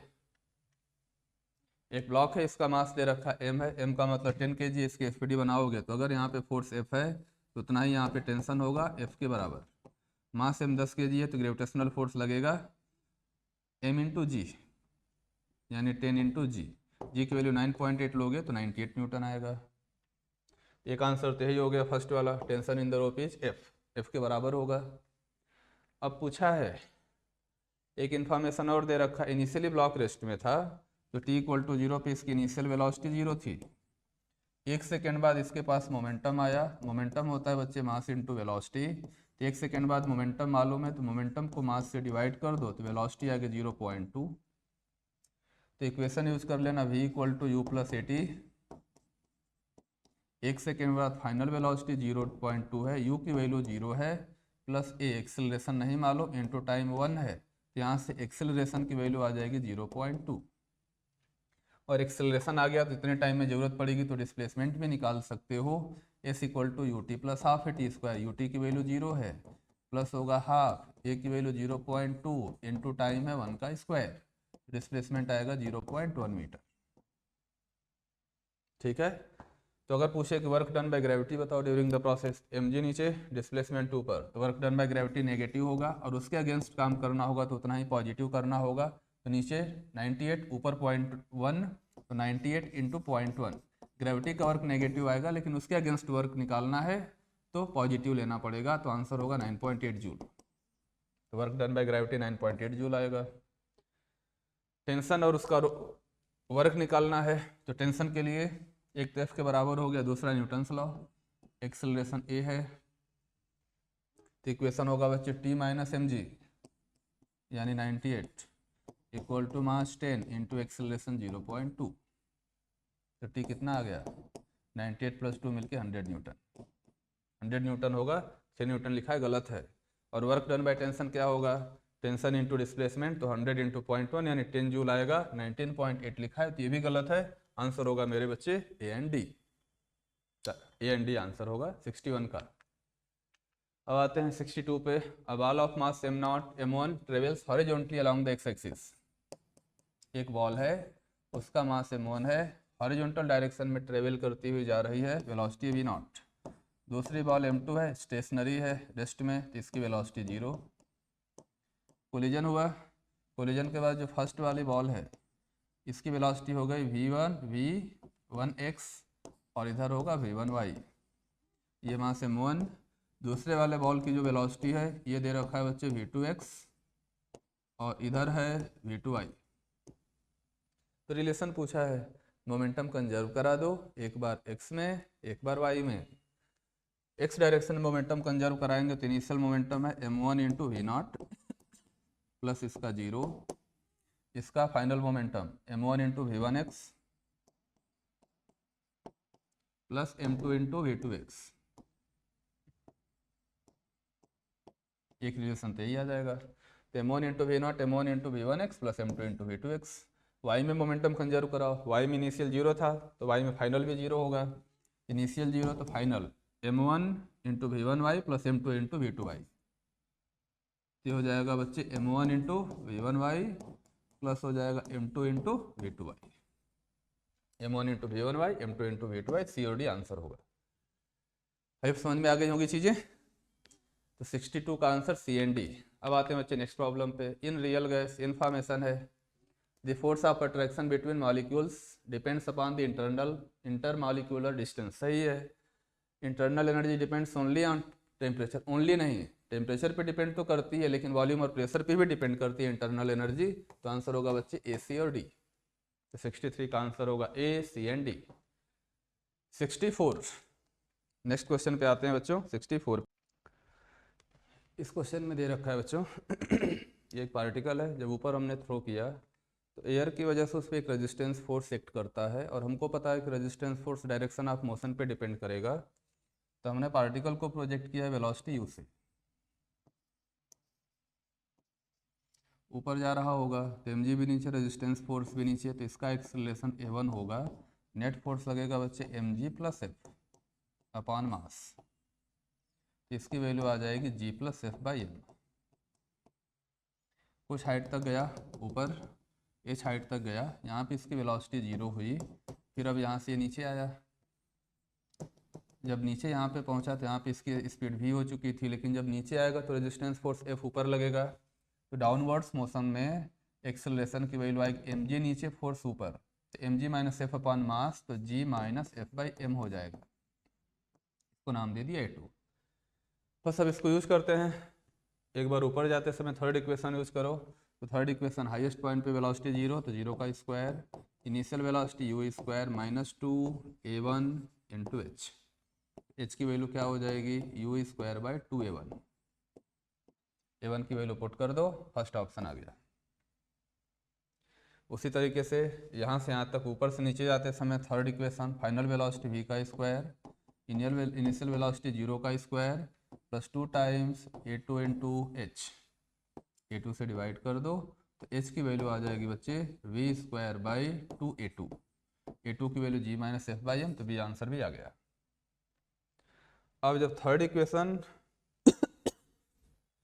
u square equal to 2a1h है, यहाँ से अगर u की वैल्यू लिखोगे तो अंडर रूट 2a1h आएगा। उसी तरीके से v square equal to 2a2h है, तो v की वैल्यू लिखेंगे तो अंडर रूट में जाएगा, v हो जाएगा बच्चे अंडर रूट में 2a2h, दोनों को डिवाइड कर दो। तो जब दोनों को डिवाइड करेंगे तो v अपॉन u की वैल्यू आ जाएगी under root a2 by a1। अब a2 और a1 की वैल्यू पुट कर दो, u को राइट में भेज दो, तो सी ऑप्शन भी आ जाएगा। इसका आंसर होगा बच्चे ए, बी एंड सी, मल्टीपल है ये। अब आता है नेक्स्ट प्रॉब्लम पे। एक पिन है, स्मॉल लेंथ a है, कॉनकेव मिरर है, यहाँ पे फोकल लेंथ f है, यहाँ पे एक पिन है स्मॉल प्लेन और ऐसे रखी हुई है along the axis, length small है a, ठीक है, और इसके यहाँ से मिरर से डिस्टेंस दे रखा है u है। सबसे पहले तो मैग्नीफिकेशन निकाल लो, f upon F minus U, तो f नेगेटिव है, upon minus F, minus U भी नेगेटिव होगा तो माइनस यू, ये हो जाएगा बच्चे f upon U minus F. Magnification आ गया। अगर ये ऑब्जेक्ट है तो पूछा इमेज की लेंथ बताओ, तो लेंथ ऑफ इमेज b दे रखा है, ये हो जाएगा m स्क्वायर इंटू ए। ये वाला मैग्नीफिकेशन देखेंगे यार, अलॉन्ग द लेंथ, ठीक ना, ट्रांसवर्स नहीं, ये वाला। तो यहाँ से b की वैल्यू m स्क्वायर ए होगी, m की वैल्यू पुट कर दो, a इंटू एम कितना f upon U minus F, f upon U minus F का होल स्क्वायर। तो फर्स्ट ऑप्शन आ गया। सेकेंड केस में इन्होंने बोला है कि अगर इस ऑब्जेक्ट की लेंथ को वर्टिकल कर दें ऐसे परपेंडिकुलर, तो इमेज की लेंथ c हो जाती है। जब इमेज की लेंथ c हो जाएगी तो c इक्वल टू हो जाएगा, वो हाइट होगा, मतलब ये वाला मैग्नीफिकेशन कंसीडर करेंगे। अगर ये वर्टिकल होगा तो ऐसे प्रिंसिपल एक्सिस के परपेंडिकुलर होगा तो उस केस में c हो जाएगा बच्चे m इंटू ऑब्जेक्ट की हाइट a, m इंटू ए होगा।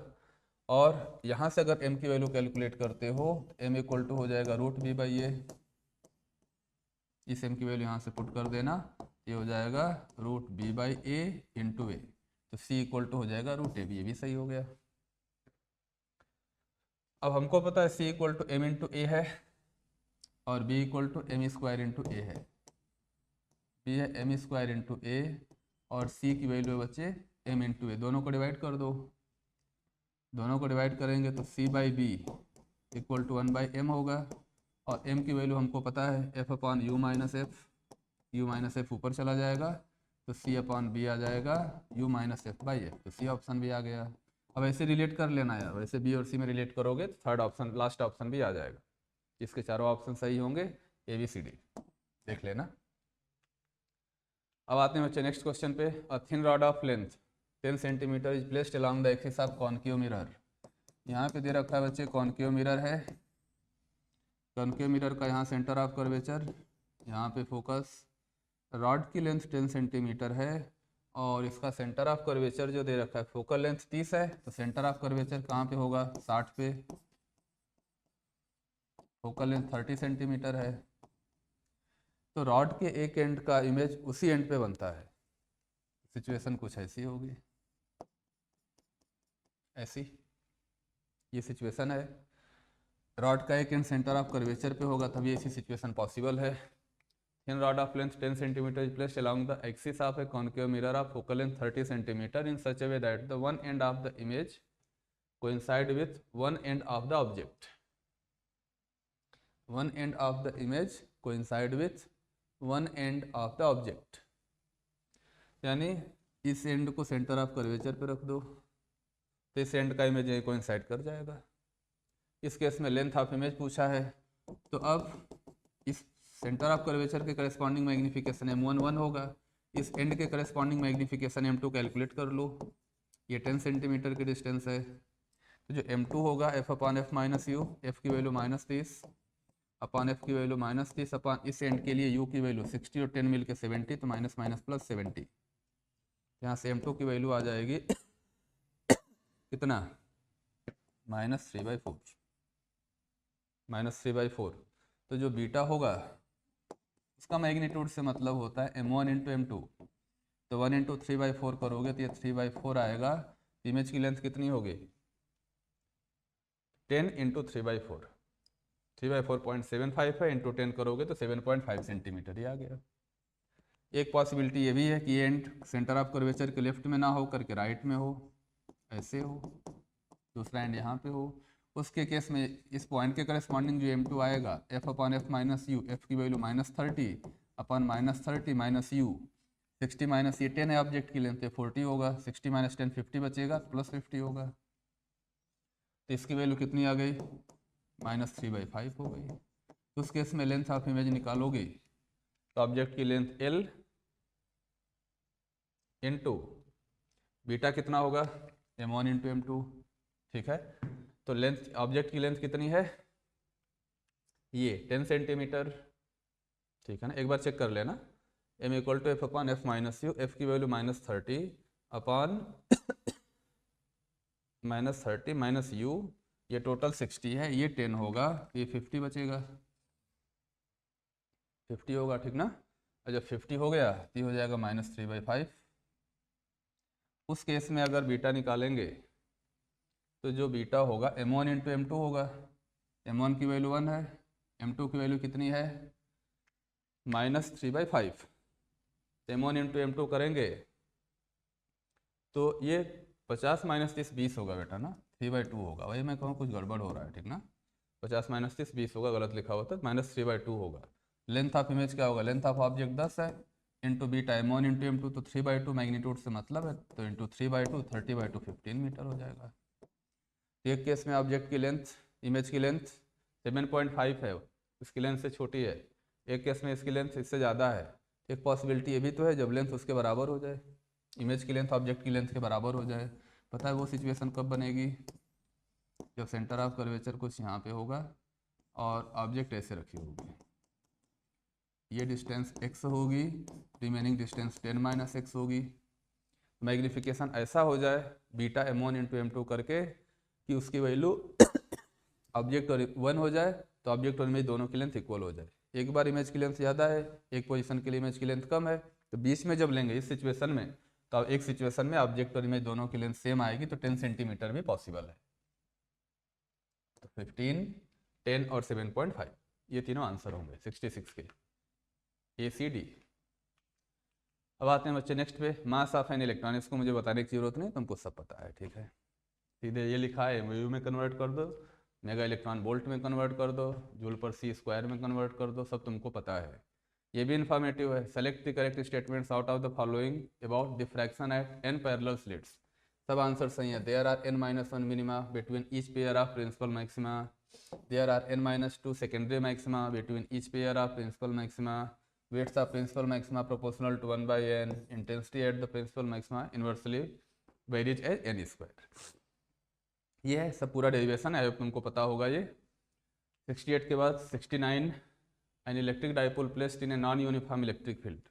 तो नॉन यूनिफॉर्म इलेक्ट्रिक फील्ड है तो फोर्स तो जीरो होगा नहीं, फोर्स जीरो होगा नहीं, नॉन यूनिफॉर्म है, क्योंकि माइनस क्यू और प्लस क्यू अलग अलग लोकेशन पे होंगे, और अलग अलग लोकेशन पे इलेक्ट्रिक फील्ड जीरो अलग अलग है, सॉरी, तो नेट फोर्स जीरो नहीं आएगा। हाँ, टॉर्क के केस में जीरो हो सकता है, जिस केस में dipole moment vector electric field की डायरेक्शन में आ जाए, ठीक है। तो क्या क्या लिखा है, no net force no torque, ये पॉसिबल नहीं है। और net force but no torque, ये पॉसिबल है। सी में नो नेट फोर्स, ये गलत हो गया। डी में net force and A torque, तो बी एंड डी आंसर होगा, आंसर होगा इसका बी एंड डी।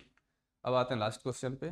दो पैरेलल वायर हैं, दोनों में करंट की डायरेक्शन अपोजिट है, दोनों के बीच का सेपरेशन डी, वायर की लेंथ एल है, सब कहानी लिखी हुई है। इस अरेंजमेंट का ओरिएंटेशन थोड़ा चेंज करके डायग्राम बनाते हैं। इसका आंसर इसका बी आता है, लिखा हुआ है, लेकिन पहले प्रोसेस समझो जरा। एक वायर ले लिया बच्चे ऐसे, दूसरे में वायर ले लिया ऐसे, दोनों में करंट की डायरेक्शन अपोजिट है, एक में current out of the plane, दूसरे में करंट इनटू द प्लेन, ऐसे है। इसकी लेंथ एल है, ये लेंथ भी एल है, टोटल एंगल थीटा है, एंगल आएगा बच्चे θ/2। और ये भी सवाल में दे रखा है कि थीटा स्मॉल है, जरूरत पड़ी तो साइन थीटा को थीटा लिख सकते हो, टेन थीटा को थीटा लिख सकते हो। यूनिट लेंथ का डायग्राम बनाते हैं, FD बनाते हैं। यहाँ पे लगेगा टेंशन फोर्स T, नीचे लगेगा mg, यूनिट लेंथ का मास कितना है, लेमडा ले लिया, इंटू जी। फोर्स पर यूनिट लेंथ पे फोर्स कितना आएगा, वो होता है μ0 I1 I2। I1 और I2 दोनों सेम है या डिफरेंट है, सेम है, तो I1 I2 का मतलब I2/2πd, डी का मतलब इन दोनों के बीच की डिस्टेंस। तो ये θ/2 है, ये एल है, तो एल साइन θ/2 और ये एल साइन θ/2, तो 12 साइन θ/2 आ जाएगा, θ/2। तो μ0 I1 I2/2πd, ये डी का काम करेगा, डी की वैल्यू पुट कर देंगे। कंपोनेंट ले लो, तो टी का ये वाला कंपोनेंट आएगा बच्चे θ/2 है, तो एंगल भी होगा θ/2, ये आएगा t cos θ/2, टी का ये वाला कंपोनेंट आएगा t sin θ/2, इससे गया t cos θ/2 mg के बराबर होगा, t sin θ/2 मैग्नेटिक फोर्स को बैलेंस करेगा, तो t sin θ/2 μ0 I2/2πd, t sin θ/2 equal to μ0 I2/2πd, D की वैल्यू पुट कर लेना यार, 12 sin θ/2, और t cos θ/2 equal to lambda into G, lambda into G, दोनों को डिवाइड कर दो, साइन बाय कॉस tan θ/2 आ जाएगा। अब यहाँ कैलकुलेट करते रहना, μ0 I2/2πd लेमडा जी, डी की वैल्यू पुट करके सॉल्व कर लेना, आंसर आ जाएगा। आंसर इसका बी आता है, आंसर होगा बच्चे बी। इस तरीके से ये वाला पेपर कंप्लीट हो गया, और आई होप आपको समझ में आ गई होंगी चीज़ें। और एक बार अपने से ज़रूर कर लेना बच्चों, क्योंकि जब तक खुद से बिना देखे नहीं सॉल्व करोगे तब तक चीज़ें या हमें उतना फ़ायदा नहीं होगा, ठीक ना। मैंने तो बता दिया, आपने देख लिया, ऐसा नहीं कि सोल्यूशन देख के फिर छोड़ दिया, खुद से सॉल्व कर लेना। और आई होप बच्चे हमारे इतने सिंसियर हैं कि वो करेंगे, तभी इस लेवल पे चीज़ों को देख रहे हैं, ठीक ना। ठीक है, ख़त्म करते हैं इसको, थैंक यू।